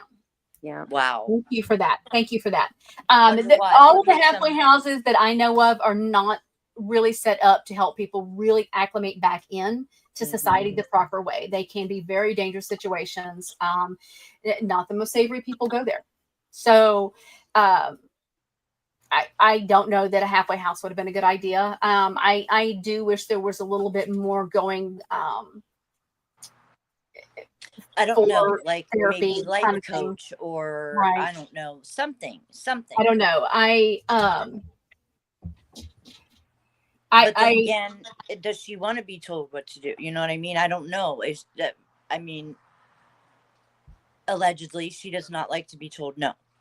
She wants to do what I she don't wants. like to be told no, so I'm not going to. Well, you know what I'm saying. But she wants to do what she wants to neither. do. It doesn't matter what you say, whatever. And there is people that are like that and whatever. But I mean, I like Thrill Cat says there's no money in helping people. Jails are too profitable. 100%.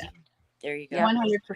The average prisoner on a federal level, on a federal rate, I believe, receives $100,000 a year in funding. And that's not going to those prisoners. No, it is not, because here's the thing: the military has the MREs for soldiers, right? They presented those to the prison system of a cheaper way of feeding the prisoner. You know what they were told? They weren't healthy enough for the prisoners. I'll tell you what. It's a lot of carbs in them because the soldiers do need the carbs, but they could have adjusted that whole concept for it to be for prisons. Right. Yep. Well, I can tell you this. There is a program that was out in Arizona, and it's called Tent City.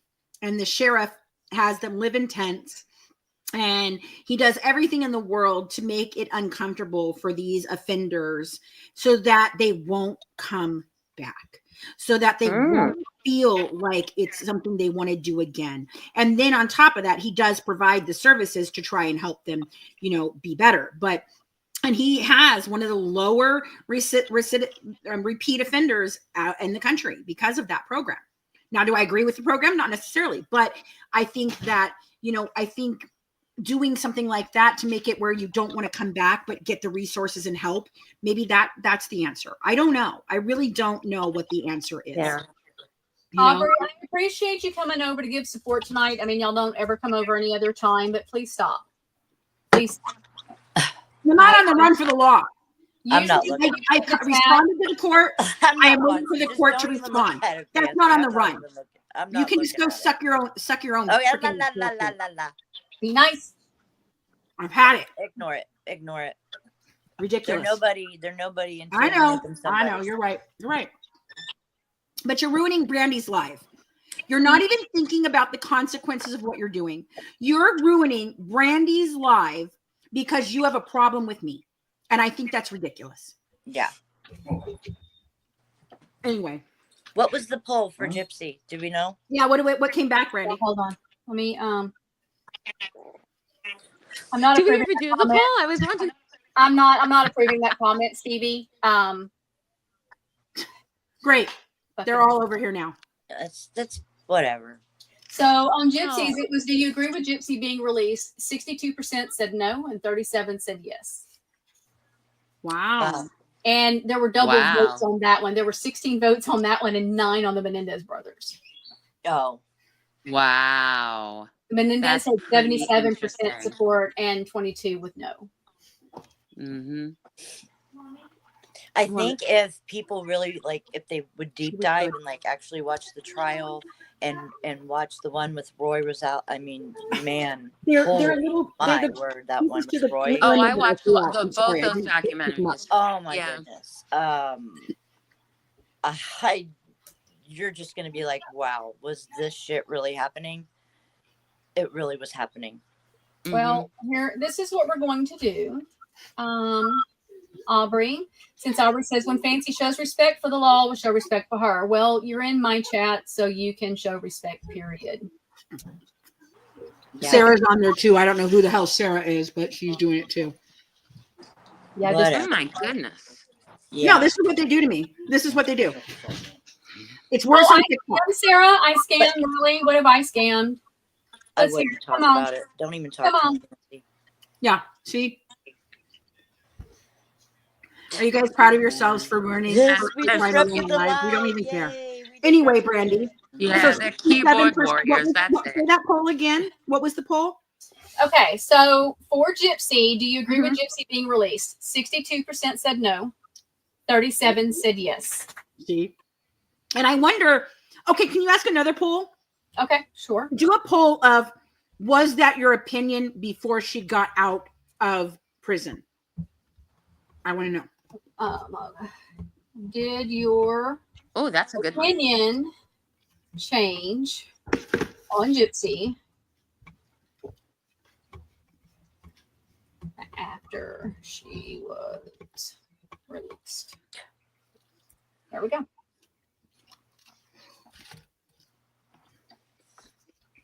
Heather says, I think a peer support would be or would have been helpful to Gypsy since it had been 8 years. So much changes in a short period of time. Mm-hmm.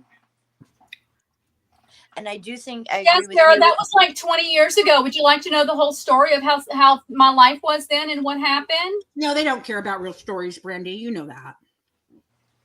Now your neck looks like a gizzard. Whoa. Yeah. You know what? You should make Steve a mod. Make Steve a mod. Get these people at that. That's terrible. Make me a mod. That was not Sarah. You know what? Ashamed of yourself. This is fun. They go ahead and keep weight shaming, guys. Go ahead. Because guess what? I can lose weight and be a better person. You ain't helping. Is that what they're saying? Oh yeah, they're going on my weight, my Ozempic. Oh, now they're calling her. Say she have Ozempic face. Yeah, you know. You know that's what 89 pounds lost looks like, fuckers. So go fuck yourselves. Maybe go get laid by your husbands, or maybe if you even have them. I don't know. Last time I checked, you don't have a man. Oh my God. My man wouldn't judge you with a 10-foot pole. I've got a very happy marriage, so you guys can go get fucked. Y'all need to touch grass and get a fucking life. Amen to that. They're supposed to be against body shaming, Heather, but it doesn't work when it's people that they want to go after. Yeah. Right. Which is why I no longer hang with any of the people that I hang with or hung with because of that. That's not cool. If I base my friendships on color or weight or race or anything. Actually, Sarah, I'm not okay with it because I do say something to Fancy. You know the people I would be missing out on? Like, seriously. So Millennial says, before she got released, I thought the whole thing was horrible and felt sorry for everyone involved. But after the way she acted after getting released, I lost compassion for Gypsy. Okay. I'm not playing victim. I agree with that. Y'all are the ones coming into my chat attacking me. I'm not playing victim. I am nobody's fucking victim. Wow.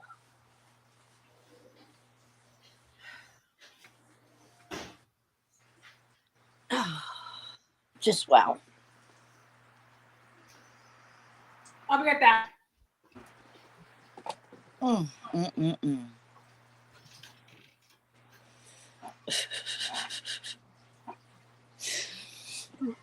Thrillcat says, I honestly never got into this case. We're dealing with a serial killer here in Long Island. That's me. That's me. I'm the Long Island serial unaliver queen. Is that where you're at? I don't think that's Pink Cat Alicia. I don't think that's her. It's actually probably a fake account. Let's see. Channel. Let's see. Yeah, it looks like it. I mean, look at the picture. Oh yeah. Let's see. I'm sorry, guys. I'm getting dinner real quick. I'm so sorry. Oh no, this is Jessica. That's going to be Resident. There. Well, let's go get him. Okay. I don't understand how it never gets old. I can't even get you a respectable amount of milk. This is on.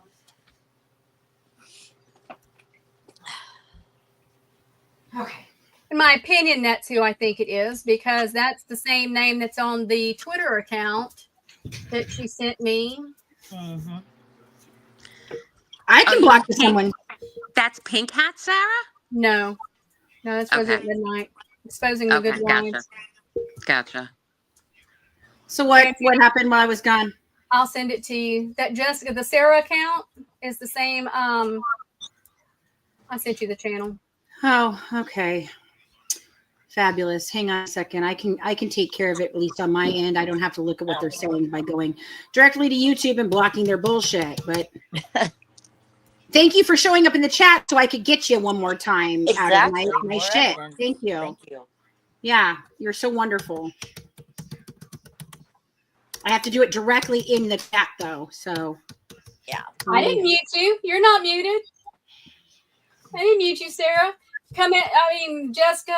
Does anybody want to come up? Whatever the hell your name is, whatever fucking thing you're playing as today. Yeah, you're the one hiding. Right? You're the one hiding behind a fake profile. So I'm also going to report you for your bullshit. Ongoing Karens. I don't have a con shit. Writing a bad check does not make you a con artist. Oh Let me tell you the story. Here, let me tell you this story. We'll do the story because they're going to go on Reddit and they'll be all over TikTok with it and want to talk about it. You know why I have those checks, guys?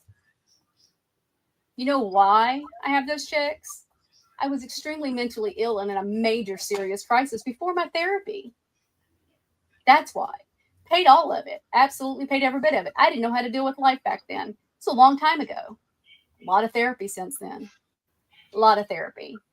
So you know what? You can go ahead and keep running your mouths about me all you want to. I know what I overcame. Y'all go ahead and keep making fun of people. Y'all go ahead and keep bringing people. Y'all keep going real life on people. That's going real life. I talked about internet shit. Y'all go real life. That's the difference. Mm-hmm. They're just horrible people. They're miserable, awful, horrible, freaking people. I don't know how it's not. And they lie about everything they have. So, you know, and no, I don't have 2 warrants. Thank you. I have one, and I'm waiting for the judge to respond so I can know whether I need to show up in court or not. Just say, idiots. Don't know. Meanwhile, my co-conspirator has pretended like it doesn't exist at all. Just saying. Neva account's brand new. That one was in June. Let's see. I do not have one in Warren County. No, I do not. You are ridiculous. I do not. Well, I don't know why you're arguing with them. Because they're full on lying about that shit. That was taken care of years and years ago. And guess what? It was a mistake. And the judge apologized to me in court. Just saying. Dumbass. Wow. You're all the ones that's saying I'm a victim. I didn't say I was ever a victim. No. They wind you up and watch you go. That's what they do. I don't care. They can just go on about themselves. Go away. No one invited you here. No one asked you to come and destroy Brandy's life. They probably make bets to see who you let me explain something to y'all. 1980 or whatever the heck her name is, 1880, millennial. Okay? Millennial doesn't like me. I know that millennial doesn't like me. She makes content saying she does not like me. But have you seen her be disrespectful in this chat one time to me? No, you have not. Because she has respect for Brandy. So why don't you all just run along and go play in the kiddie corner and leave the adults alone? Because we don't behave people in their chats when I don't agree. I ignore. You know what? Right. I don't go to your chats because I don't want to hear what you have to say because I don't like you.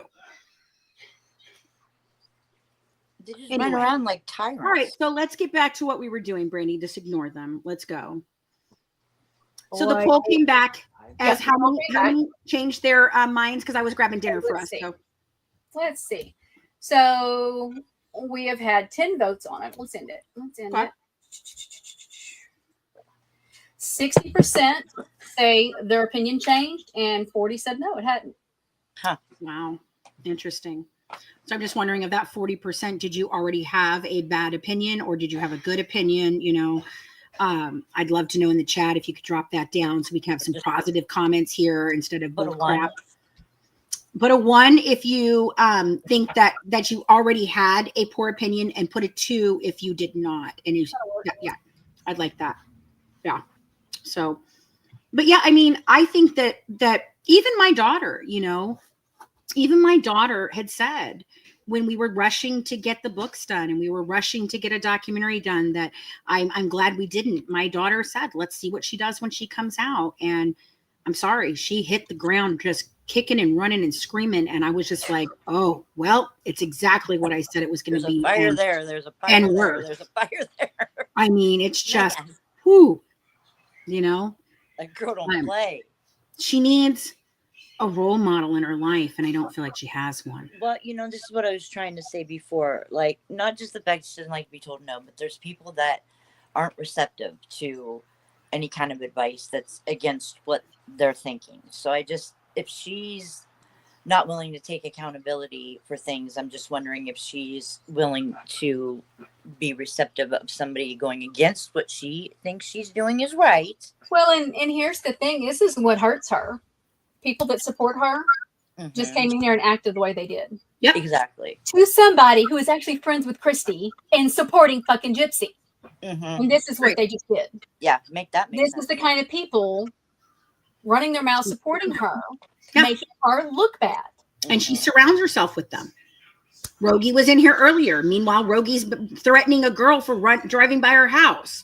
Like, I mean, this is just this has gotten out of hand. It is well past internet bullshit. It is well past, okay, just ignore them. It has gone real life in so many ways, and it is wrong.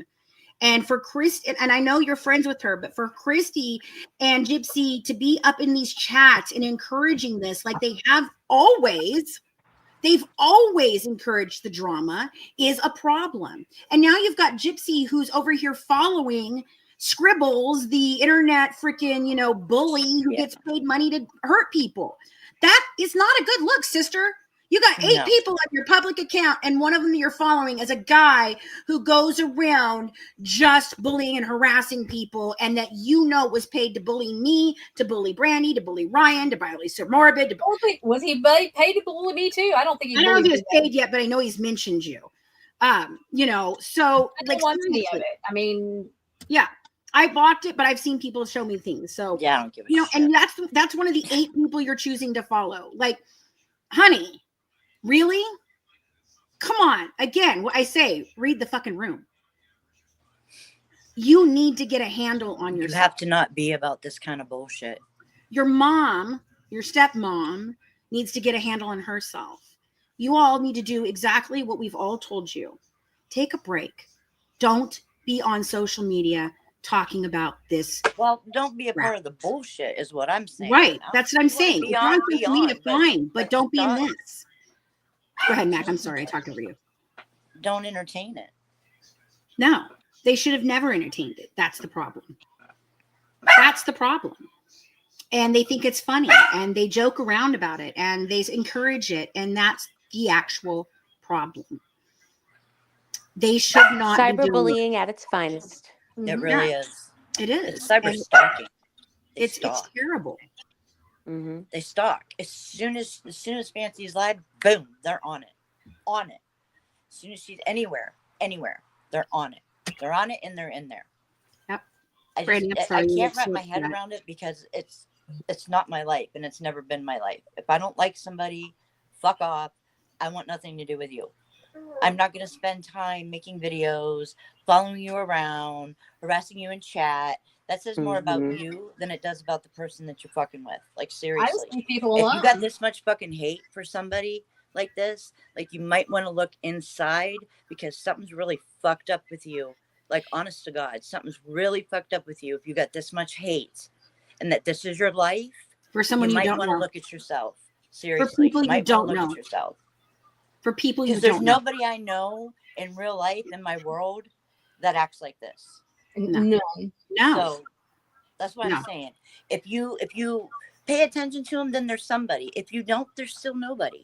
And you know what? If the shoe were on the other foot and Brandy and I and Mac and we're all sitting over here doing this shit to you, you guys would be over there boo-hooing in your Cheerios. You'd be crying and bitching and yelling and having total fucking meltdowns. But if we get even the slightest bit perturbed with the fact that you're asshats, you all come in here and try to call our thing, man. It's like nothing was even happening in here tonight that warranted any of that. We were having a very open conversation about 2 separate cases and the similarities and how people react to them.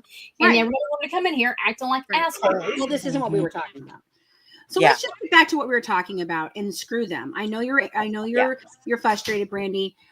Take a deep breath. Well, it's sad when you see a couple of people you considered a friend come in and start right. I got you, girl. Yeah. I understand it. I know. I understand it. The streets Brandy, it sucks. Ignore the noise. You're a lot better than this. You know I'm kind of shocked by Stevie right now. I'm really shocked. I'm not. Oh, I'm not.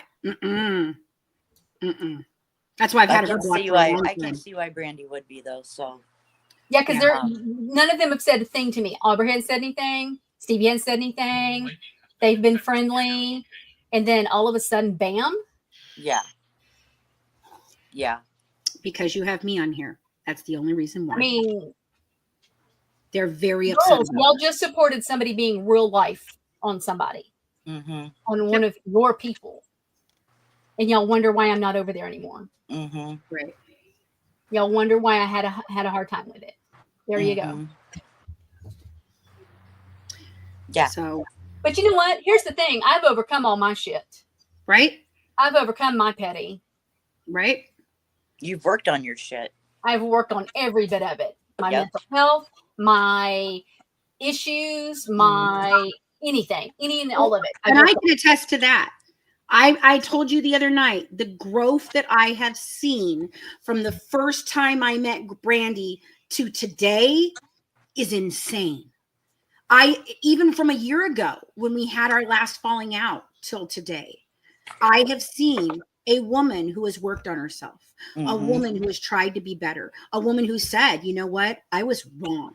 I did things that I was wrong in doing because I believed certain things and I should have never done those things. And I'm sorry. She's taken accountability for herself, for her actions, for her role in anything that she's done. And not just in this between us, but I've seen you grow as just a person in general. And you know, a year ago, the beginning of this year, there's no way I would have sat on this panel with you. No, we've been screaming and cussing at each other. Right. Right.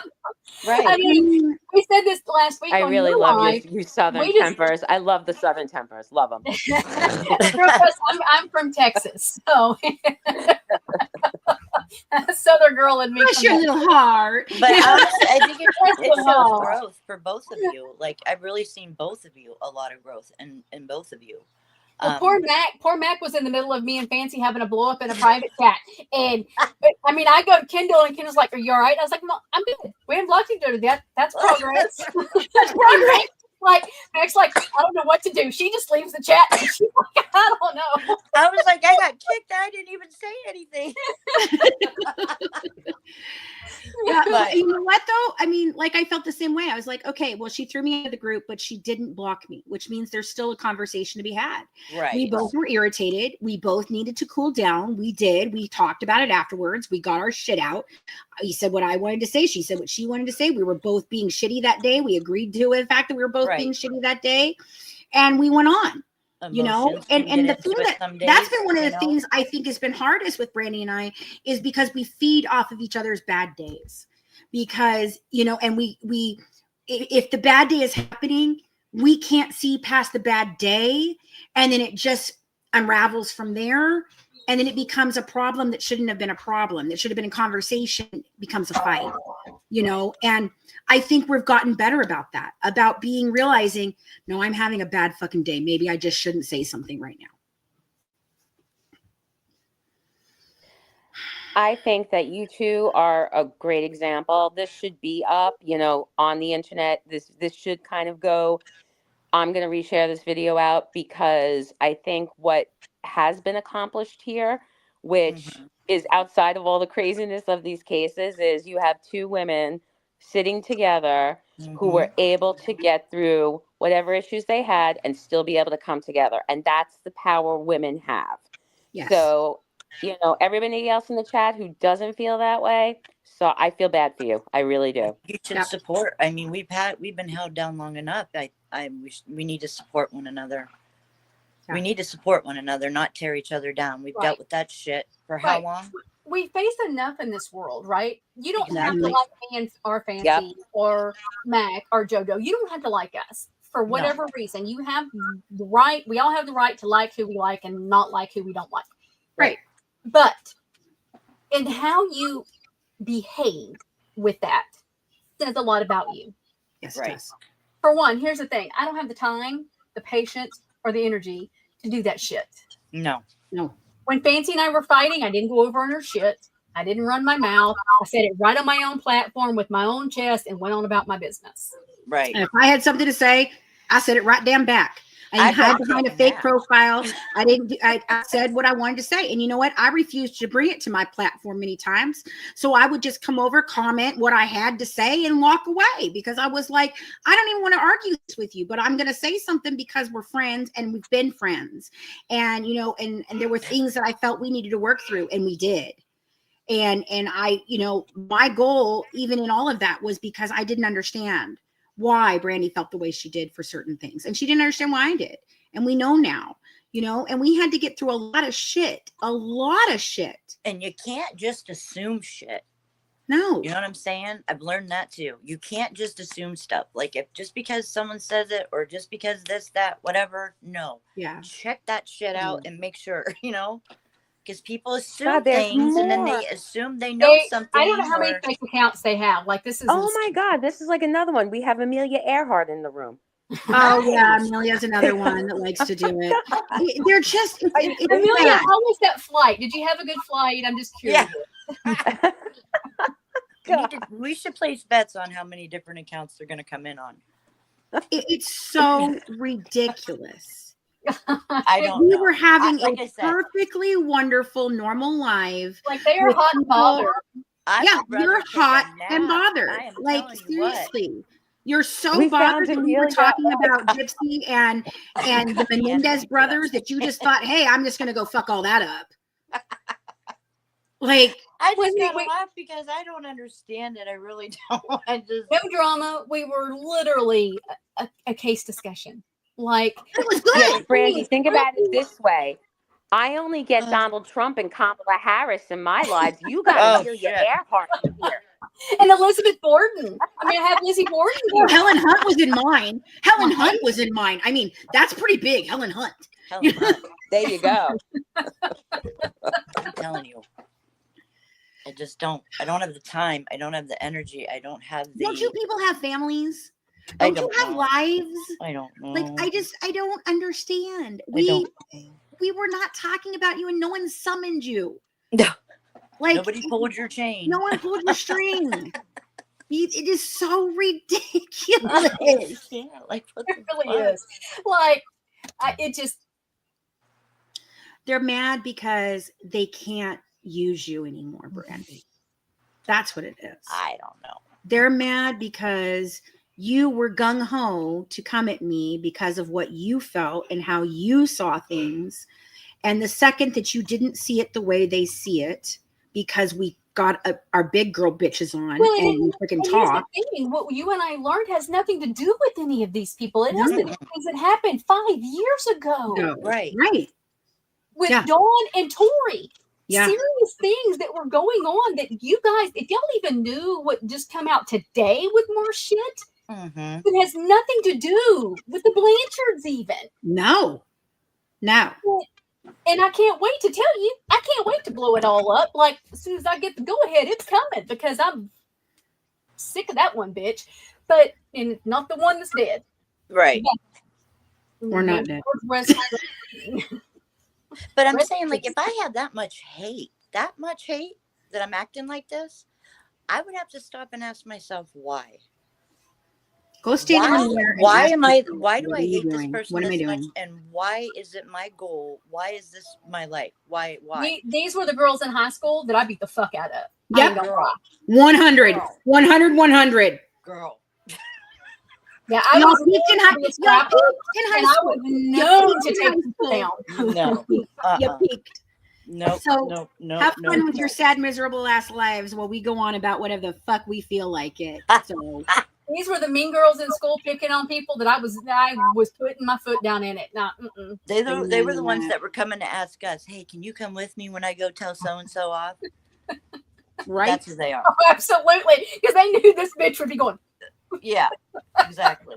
Hell yeah. Oh my God. My friends used to say that I was the littlest one in the group, but I was the feistiest and I was the most fierce. And if they pissed me off and they let me out, they better be looking. I did too. I fought the boys too. I fought the boys too. I grew up. Oh, I did too. I put 2 grown men, I mean grown ass men, into walls and beat the hell out of them for the things that they did to people I knew. I don't understand this mentality. I don't understand why y'all feel the need to do it. I don't get it. Doesn't make It's sad. sense.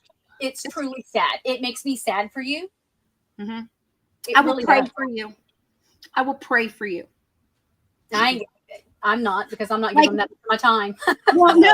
I mean, I think that's Mark Wahlberg said. Mark Wahlberg. So Mark Wahlberg was recently approached to do a movie for $30 million with Tom Hanks. And what he said is, no, I will pray for him, but I will never work with him. Not after I know what I know. And that sat so immensely in my mind. And the week that, Dawn passed away, supposedly, allegedly, that I went to church and I told you the message was so meaningful that day. And that was one of the things it talked about, was praying for the people who are your enemies, because clearly they need it more than you. And it is God's job to take vengeance, not ours. And we have to have a heart that allows him to rain down on them and not us, so that we do not have to carry the burden of that. And that hit me like a ton of fucking bricks, because I have spent my whole life being pissed at people.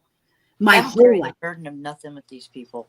And I laid it down. And peace came. And the peace that I feel compared to where I was a year ago is incredible. Yeah. And I learn every day. That's I good. get better every day. I'm proud of you. You know, I don't let it get to me like it used to get to me. Yeah, I'm really proud of you. This is what I'm saying. Like, I've cut my own family members out of my life for less shit than what these people are doing. Are you kidding me? You're talking about me. You're talking about me defending myself when I was in high school and junior high when I was being bullied. You're talking about me being violent when a guy who was 350 fucking pounds tried to arm my girlfriend in a freaking bathroom. So you want to talk about me being concerning with being violent? No, I'm not violent. I am defensive. And if someone is going to attack me or mine, just like I said, there's no choice. When somebody would ask me if I would kill for my child or if I would die for my child, the answer is 100% hands down, the fuck yes. So don't sit here and come up on some high horse because you think that I got in some fights in high school where I was defending my damn self makes me some violent person. Yeah, fuck you, idiot. You're just walking around like a little. I'm just walking around hurting people, because I got charges for that, right? No, I don't. Last time I checked, I didn't unalive a person either. Just saying. You're just walking around just kicking everyone's ass. Oh, Amelia's back, guys. Brandy, look, Brandy. She's back. Mack, could you please address the Elizabeth Borden, please? Yeah, so let's do this real quick, because I was going to address it, but I'll let Mack. So this is the question. Elizabeth Borden, who, has a nice historical figure.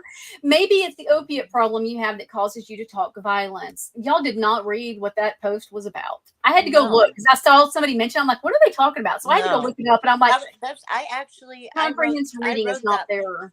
I wrote that blog for one of my daughter's friends. She was asking me about different, options other than the opioids, because she was starting to feel like she was getting, immune to them, basically, and so I did that for her, and I talked about my own experience. That was me. So I don't have an opioid problem. I've never had an opioid problem. I also don't have a drinking problem. If they'd been paying attention, they would have seen in the chat where you talked to Mack and thanked her for what she wrote. Yeah, I thought it was brave as shit. And I mean, it has my name on it actually, and then it shows me at the bottom of it. So I don't know. But there's no shame in my game. You want to talk about that with me? I do not care. I've been very open about my life. I do not have a hide problem it. And you need help, I was a brawler. Sure, I was a fighter because I was little and I had to fight. And I fought for a long time, and I was a survivor of mental abuse, physical abuse. I was a survivor of sexual assault. I have had domestic abuse problems with my husband, where we had to work through all of that. People don't so give a shit. Just keep on talking shit, because you think you know me when you don't. They don't care. You know nothing about me or my life or any of the things about it, because you don't take the time to. And that's the real problem. If you took the time to actually know the people that you're up here harassing and stalking and saying horrible shit to, maybe, just maybe, your life wouldn't suck so damn bad. Just saying. Yeah, I mean, I was trying to be helpful to someone, and they turned it into something that's shit. Elizabeth, where's your proof of that? Where is your proof of me having a drinking problem? Where's your proof? Where? Just saying, where? Brandy, you ever seen me drunk? Needs no accuser. I have seen you drunk, but less than a handful of times. Right. I've never seen her drunk, ever. I don't drink. I really don't drink, especially since the auto brewery. If I have a drink here or there with my meal, like if I have an Italian meal, I'll drink some wine. If I go out to margarita, out to Mexican food, I'll grab a margarita with my daughter. But I mean, seriously, I have a bottle of wine that's in my fridge that my husband bought me over a month ago that I still have more than 75% of it because I drink a glass once in a while. I'm overboard and she's muted. I wasn't drunk in the car rant either. I was upset. They just couldn't wait for this, man. No, they couldn't wait for this. That one. Yeah. Let's see. The car rant was me having an epiphany of how much damage I was used for to have against me. I got them for a few more minutes anyways. That's what that car rant was. I had a mental breakdown that night because it was the first time I realized how deeply I was manipulated to try and hurt Nick, and how deeply some of the actions and the things that I said could have hurt him if I'd followed through with them and I didn't, or that I did and I felt guilty for. That's what that car rant was. It was not it wasn't even my auto brewery, I don't think. I mean, maybe it was bubbling up and I think I ended up in the hospital or something a few days later, but I really, truly, it was a mental breakdown. Realizing what I had been put through. Girl, you know what? I couldn't even watch you that night. I couldn't even watch you. I couldn't. I was like, she is breaking the fuck down. Yeah. I mean, I was having a mental breakdown. My heart broke. It did. My heart broke. Yep. I was really excited about what I had found.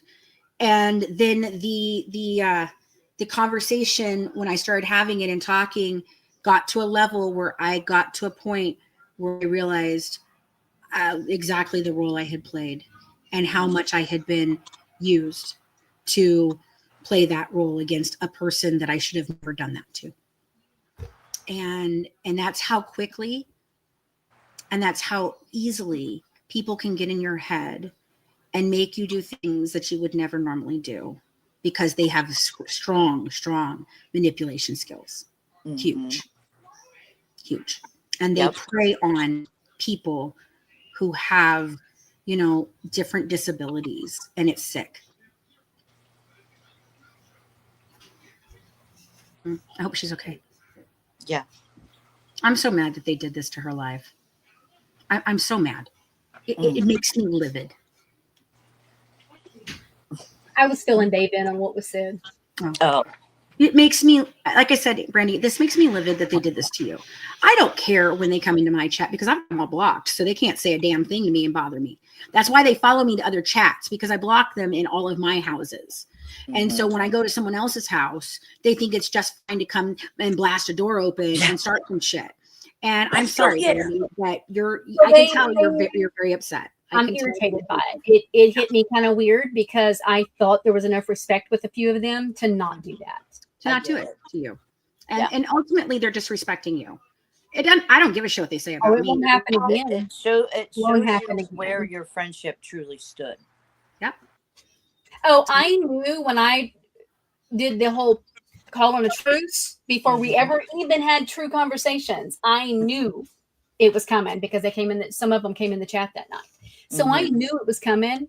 I knew it was a short-lived friendship, one-sided. Right. They have no respect for anyone, and that's just sad. They literally ruined what you and I and Mack and JoJo were doing here tonight for their own selfish bullshit. Just for funsies? They didn't ruin it for me. Funsies? I don't feel like anything was ruined. I'll just block them real good, Thrill Cat. So next time I'll just keep blocking. Yeah. And that's the thing is like, we shouldn't have to turn off our chat. We shouldn't have to pre-record so that you guys cannot act like assholes. I mean, think about it, Brandy. If whatever was said to you in chat, because I didn't see it, but whatever was said to you that was offending you, if they said that to you in your house, what would you do? Oh, I would have. Get the fuck out. Get the fuck out, right? So get them the fuck out. Get them out. I'm a stand your ground state. So. I ain't putting up with this shit. You ain't coming in my house acting like this. No. Yeah, my husband says if they think they're all that, maybe they need to do some no filter pics and show who they are. Exactly. Amen to that. And they all hide behind fake names, fake pictures. Yep. They're just a bunch of little fucking tiny ass babies. Like, you guys are just little braggy bullies. They don't even know the whole story. I mean, I went into very little bit about the story because they wanted to keep throwing the checks out there. Yeah, that is a part of a story that is actually something I'm working on that I have used to help other women. Yep. So y'all go ahead. And girl, I've been there. I did it. I've done it before. They have no idea my mental health not journey. The proudest time of my life. Believe me. They have no idea how many times I have been treated for nearly taking my own life. They have no idea how many times I have been treated for other issues and what I've done to overcome and what work I've done to help other women who have been abused. Right. Fuck you. That's what matters. Exactly. Because I know my story and I know what my story has done for other people. So all you're doing is hurting other women. That's sad. It is. That is sad. It's sad. And then you're attacking my husband for what? For wanting to tell women's stories? That man has done nothing to any of you. You don't know anything about him. All he wants to do is tell women's everyday stories. And you think it's okay to make fun of him sharing a sexual assault story of his own. You think it's okay to say that he's all up on Grindr hitting up a guy because, you think that's funny. My husband is not anything like that. And it is really sad. This is something he was doing to heal himself in many ways. He grew up in a family with sisters and he wanted to heal himself in certain things. And he wanted to share important stories about women and give women a voice because he sees that we don't get voices many times and that men are the cause of us not having voices. It's therapeutic. So, Elizabeth, you don't know where I'm at and what I support and don't support with Crafton. No. You don't know that friendship or that relationship that's there. I do support him getting mental health help and getting the help that he needs because he is truly sick. And I support him in taking accountability. He's a very good friend of mine. So what I support there is none of y'all's business. I support him in taking accountability for the things that he knows that he did was wrong. And I support him in the fact that he wants to make sure it doesn't happen again.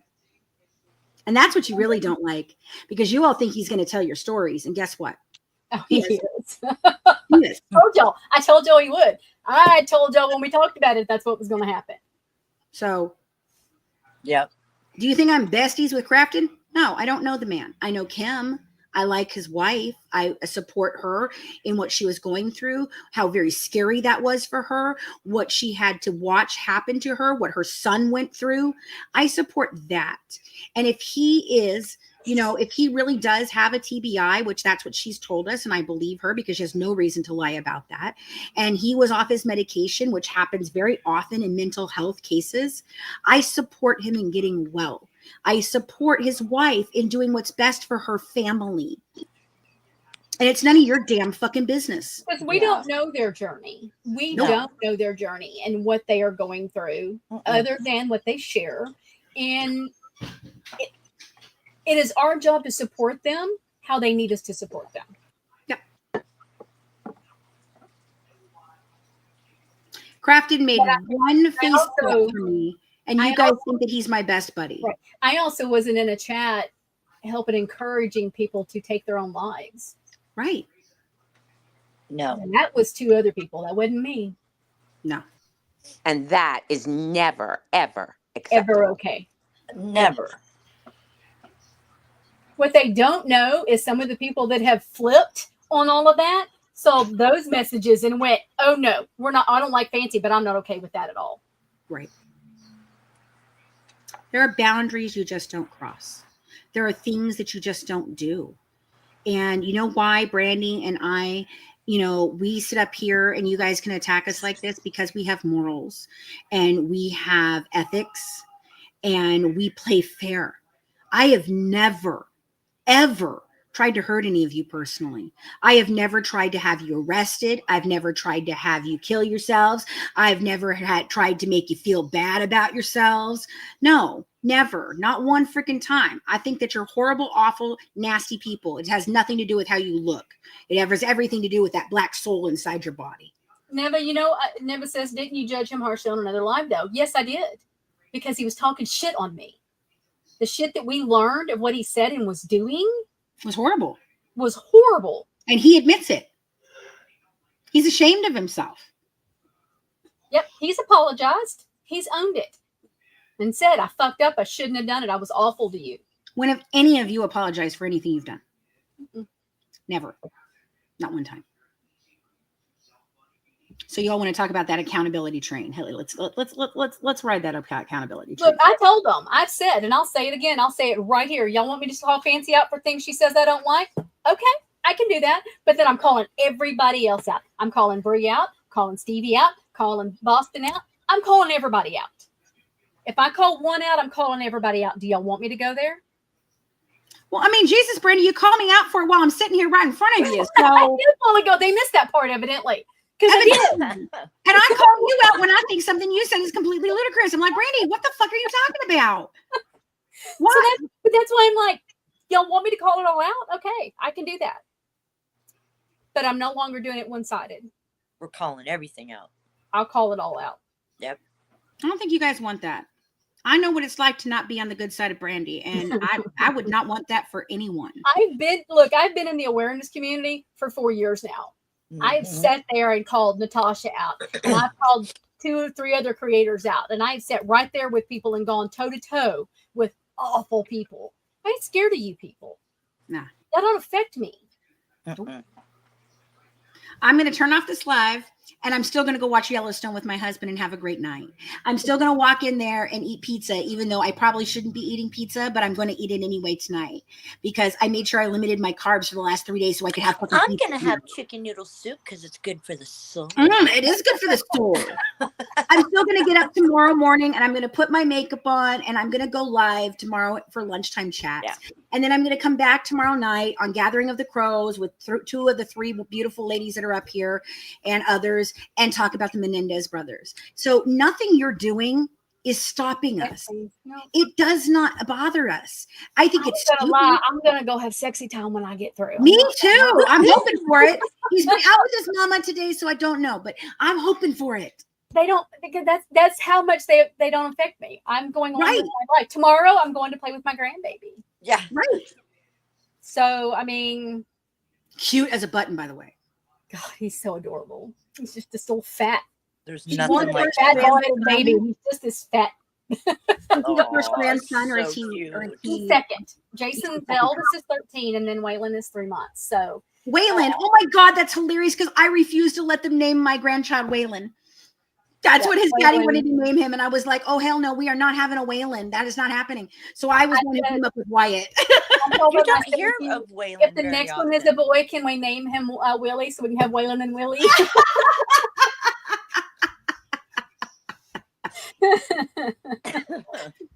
Yeah. So, you know, I mean, we're getting ready for his first Christmas. And I don't know.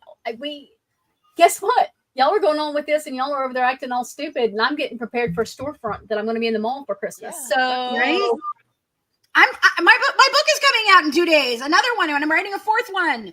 Like, do you think you're really bothering us at all? Really? It's annoying. It's just annoying. And it gets annoying because I feel that it takes away from the flow of what we're doing. Real life is I feel like it bothers our chat, who is here wanting to have a decent. We were having good conversation. We were having some really with people that didn't agree. Just good. Yeah. I mean, it was good. Yeah. Yep. I actually had so much fun. You know, if the thing is, if you came in here with coming in here and being like, well, I don't agree with Fancy on that at all. Great. Wonderful. Tell me why you don't agree with me on the fact that I think the Menendez brothers should be out of prison. Millennial did. I don't agree with what Fancy's saying here. I'd see it this way. Millennial did it. Right. Mhm. But I to did come it in right here here and said, and just start chaos in a chat, it's disrespectful to the hosts and to the people chat. watching. yeah. You're And destroying chat. So their if time. you're watching the replay, I'm going to apologize to you. I will probably go edit and put a warning because it's not fair to you. No. Yeah. It's really not. It's not. Yeah. I don't Yeah, have a I problem agree. with doing that. I am Good Wives Net 2 over there. I have another account, but I'm not really using it. And then if you would go follow my husband's account, guys, he is wild on TikTok 92 because he is trying to get to his 1,000 followers so that he can start going live and sharing stories and things. So, yeah. Thank you, Throw Cats, for asking. So, all right. So where were we at? Let me look at the. Oh, we ended it. Okay, we did end it. Did we have another poll we needed? I don't know. It's kind of gone kind of haywire at this point. I don't think so. You want to wrap it up and kind of Yeah. come That back was around? interesting, though. Huh? The polls were interesting. They Yeah, were. it was neat to see how people were kind of all over. Yeah. So there is. So what are we talking tomorrow night on the Menendez? We're going to talk about the Menudo stuff more. Okay. Yeah, the Roy and Eduardo and that. Okay. And I'm going to try and do a lot more research on that. I will try to watch the Menudo, Menendez and Menudo tonight, some of it. So I'm a little more up on that because I will be honest, that's not I don't know a whole lot about that part. I knew about the boys, but I do not know. Make sure you have your tissues because I'll tell you what, it's rough. Yeah, it's rough. It is. Both documentaries are really, really rough, fancy. The Menudo one, I was shocked by it completely. Yeah, I was too.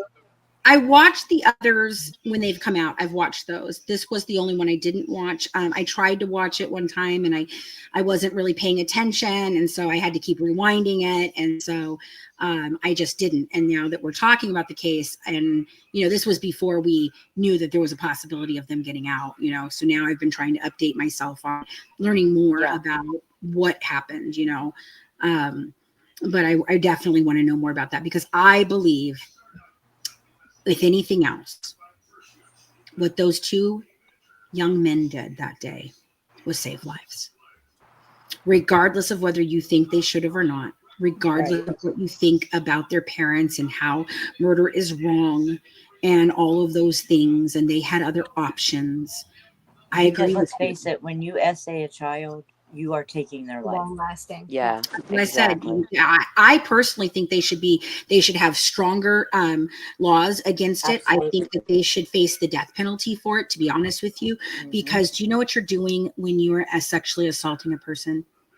You're killing them and leaving them walking around. They are zombies. And you got to walk around. Not everybody gets the appropriate help to overcome. Right. And then even then, you're not really totally healed. And especially children. No, you never will be. Your child will never be the same. That child will never, ever be the same after that. And you basically killed them and left them alive to breathe. And I think I learned what I wanted to instill in my own kids. And I knew what to look for. And I knew to teach them about, I made my cup of they're all about stranger danger all the time in school, and I had to sit down and teach my children that no, more than likely it's going to be somebody that you know. So if anybody that you know in our family ever, you know what I'm saying, anything, exactly, you let me know. The red one, Heather. That's very sweet, Heather. Thank you. Thank you, Heather. You're just a doll. I've been watching her in the chat. She is a sweetheart. She has had some very good things to say. But that's what I feel. I feel that they saved lives because it didn't end with Eric and Lyle. No. For Gypsy, Jose was a very bad man. Have you seen her say she's their child on social media? Yeah, we know that. For Gypsy, Dee Dee's terror ended with Gypsy, if you believe that she was doing what she was doing to Gypsy. Yeah, I can agree. There was no threat to another child. She wasn't going to go out and get another kid and start doing it to them. Okay? Right. It was, if Gypsy left, it ended. For those boys, it did not. It was going to continue to affect many, many, many other children. And especially when you realize that the mom did know about it and the mom did allegedly partake with certain things. Right, but there was some involvement of her own, yeah. Right, and what else did she know? That's a whole nother picture to look at. That to me is. I really want to get into Kitty. I definitely wanted, and I want to dive into who Jose was, because to my understanding, some of the things that he did and stuff did come from generational trauma as well. I think so too. And so I would really love to look into those at some point. Maybe we can do that. Not this Gathering of Crows, but the one afterwards. We'll do that where we're looking into what caused these two people. Yeah, because next for me and Brandy, we're going to start digging into Oziel and Judalon. I want to dig into those. Yes. Yes. That freaking therapist was crooked. God, he was crooked. Yeah, you have to have 1,000, Heather. It's weird. Sometimes you do, and sometimes you don't. But you do now. So, Brandy and I have always been more fascinated with why something happened as opposed to what happened. Look, murder's happening. It's the why that always gets me. But it's why. Yeah, me too. I've always been on this whole thing. It's why I went into forensic psychology, because I wanted to understand the criminal mind and the mind of the victims. I wanted to understand both. And I wanted to know what makes another person make that decision. What path did they have to walk down to get to that place in life? And that has always been so interesting to me more than anything else. I think that's why I ignored the case file so much with the Gypsy case in the beginning, because I didn't care what happened that night. I wanted to know why it happened. And if I had paid more attention to the case file, I probably would have figured this out much sooner of what happened, but it definitely is all about why. Why do people choose to do these things to others? And is it sad? Like, I've asked Fancy this question. Is it sad that I can look at a serial killer and I can understand why they're doing what they're doing, and I can't understand internet trolls? No, because I feel the same way. I do not understand this. I do not understand this mentality. At least with a serial killer, there's generally a reason why they've got mama issues or daddy issues. Like I can look at that and go, oh, I can see where the trail took, and I understand this guy, and I get it. Do I agree with it? No, I absolutely don't agree with it. But I understand how it got here. You guys are just mean for no damn reason. Like, what satisfaction are you getting out of it? It makes no sense. It makes no sense to me. What are you gaining from it? Does it get your rocks off somehow or something? I don't understand. Because for me, if it's not giving me some amount of like joy or purpose or I don't want to do it. And if that is what your joy and purpose is, there's something wrong with you. You need to look at yourself. I'm sorry for your family. I am very sorry for your family. Yeah. You're the one person that everybody goes, oh, she's coming to Thanksgiving dinner. Damn. Like, they're the reason they drink at Thanksgiving dinner. Right? Oh, Jennifer's coming.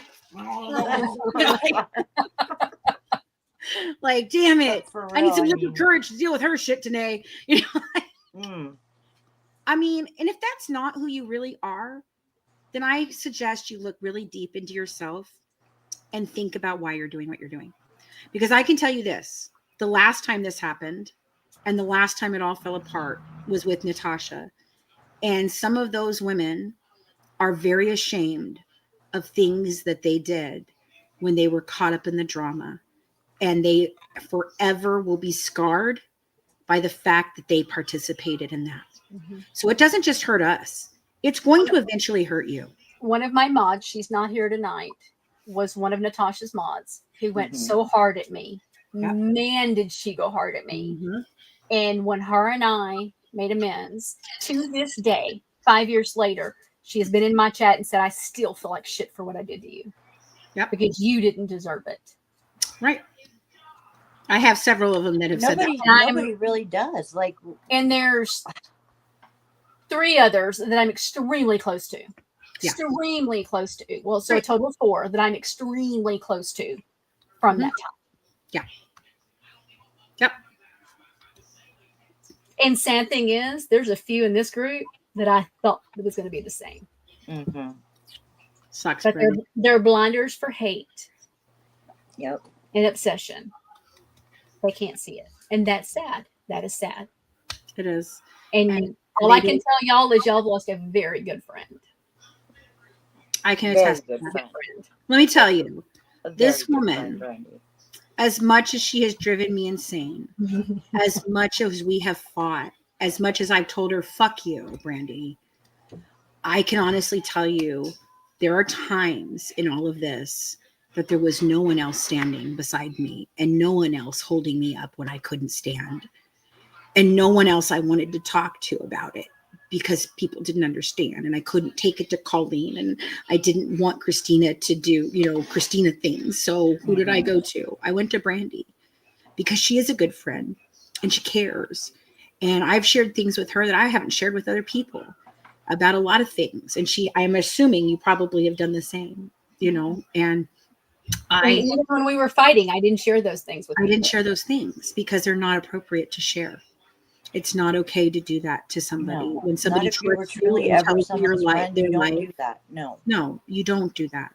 Again, that is not appropriate. You don't do it even to people that you're acquaintances with. Well, you know what I'm saying? You just don't. And there's 2 of them that I have defended as of just a few days ago to Fancy.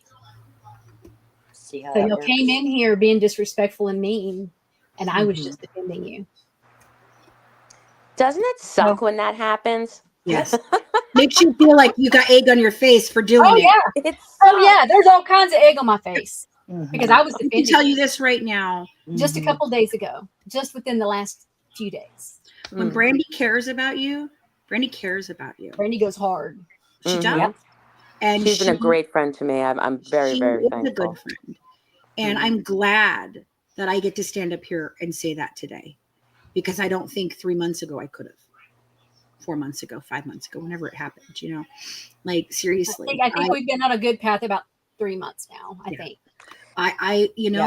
But I'll tell you what. Do you know why I was so mad at her? Because I couldn't understand why it happened again. After Christina passed away, I could not understand it because I thought we were done with all our shit. I thought we put it all out on the table. I thought we talked about it. I thought everything was good. And then another person who has been the main problem the whole time came in and used both of our weaknesses at that moment in time for their own selfish gain. And they ruined big plans and big things that both of us had. And they did a lot of damage to a lot of people. And I'm glad that's wrong that we were able to see past that and find a way to peace. Because I'm telling you what, peace is way better than anything I have. Peace has been amazing. Like I like calling up and laughing about pickles with her. And that I have to get more pickles because my grandson is going to steal my pickle. So I like that. I really like that one. I think that one's really cute. I just, to be able to sit here with these 3 women, and I don't know JoJo real well yet, but I know Mack and Brandy very well. And I feel like what we're doing is so much more important than the bullshit that you are bringing in here. And if you can't realize that, then I don't want you in my audience. I just want to talk cases. I want to talk about cases, whether it's Gypsy's case or Joe Snow's down the road's case. I don't give a fuck. I just want to talk about true crime. We're doing our book club. Reality TV. I do want to do reality TV. We're starting the book club and we're going to be talking to JonBenét. Ugh. The new JonBenét book. JonBenét. The one that we have your daughter or I have your daughter or whatever. I have so funny. I picked that book up a long time ago, started reading it. There is not a single page that does not either have a highlight or a sticky note on it. In the whole book. It's so damn thick though. I know. That's what I'm saying. Every single one of those pages has a sticky note on it for some reason.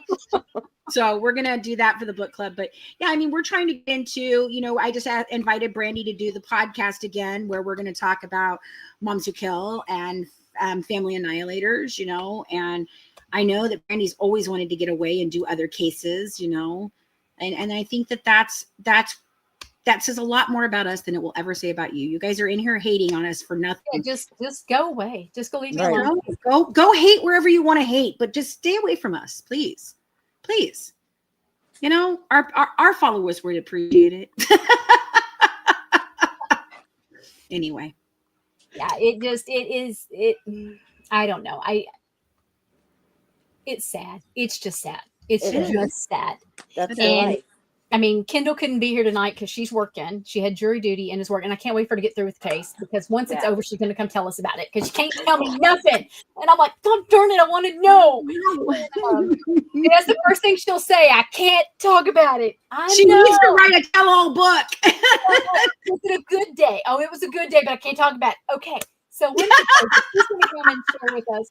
But she didn't get to see all this tonight. So now I get to message her and let her know about how it all went and what happened. And that's going to break her heart. So fuck you for that. Yeah. Because my little ride or die there, she's fixing to have her heart broken. The only people that you're hurting is really yourselves and our followers who adore us and like us and think that we're doing something important, and we are.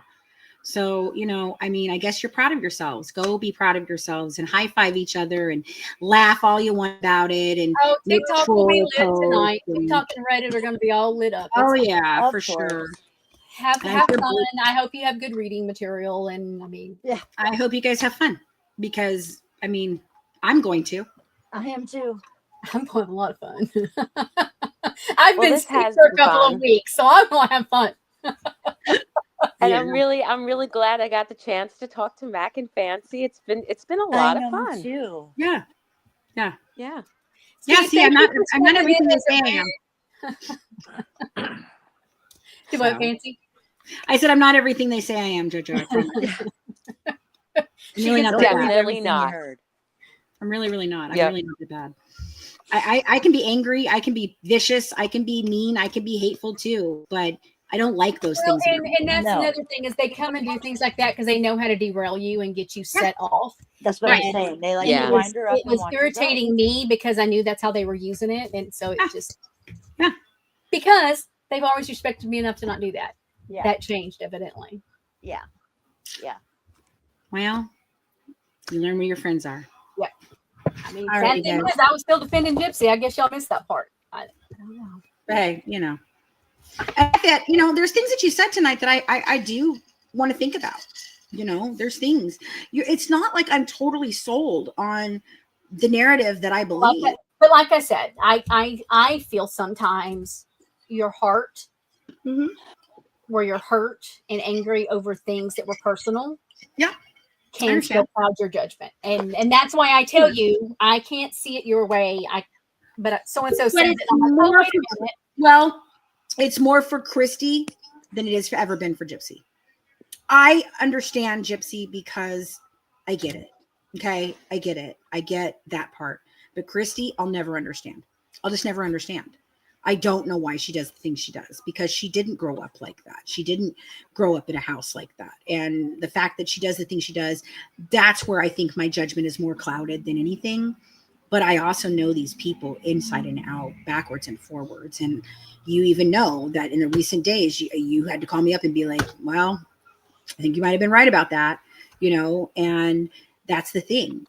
And I try really hard. I really do. You can talk. You can ask Mack, Brandy. I try really hard to work through it and say, am I being wrong in this because of my personal feelings? I check myself on that where I didn't used to do that. Mm-hmm. You know, I've learned I have to. And I've had to ask you that several times. Yeah, exactly. And I've had to think about it and tell you, maybe. And then I'll go and think about it and I'll decide whether the evidence that I'm looking at is the evidence that I'm looking at and I'm looking at as the evidence, or am I putting a bias on it, you know, because of what happened. And I try really damn hard to walk a very fine line between those two. It doesn't always happen. It is hard. It is hard. But it's hard to remove the pain from it. Not perfection, right? Right. Progress, not perfection. Yep. Amen to that. Yep. Alrighty. Well, I'm going to drop down. I love you all. Thank you all for tuning in with us. And we'll be back tomorrow night with Brandy on our channel. Yep. Catch us tomorrow on TikTok and YouTube for our lunchtime chat. Bye, guys. Well, have a good night. Bye, Brandy. Have a good night. Thank you all. And my subscribers in the chat, thank you all for coming in and supporting me. I love you all. Yeah, I had a good time with you guys. Yeah.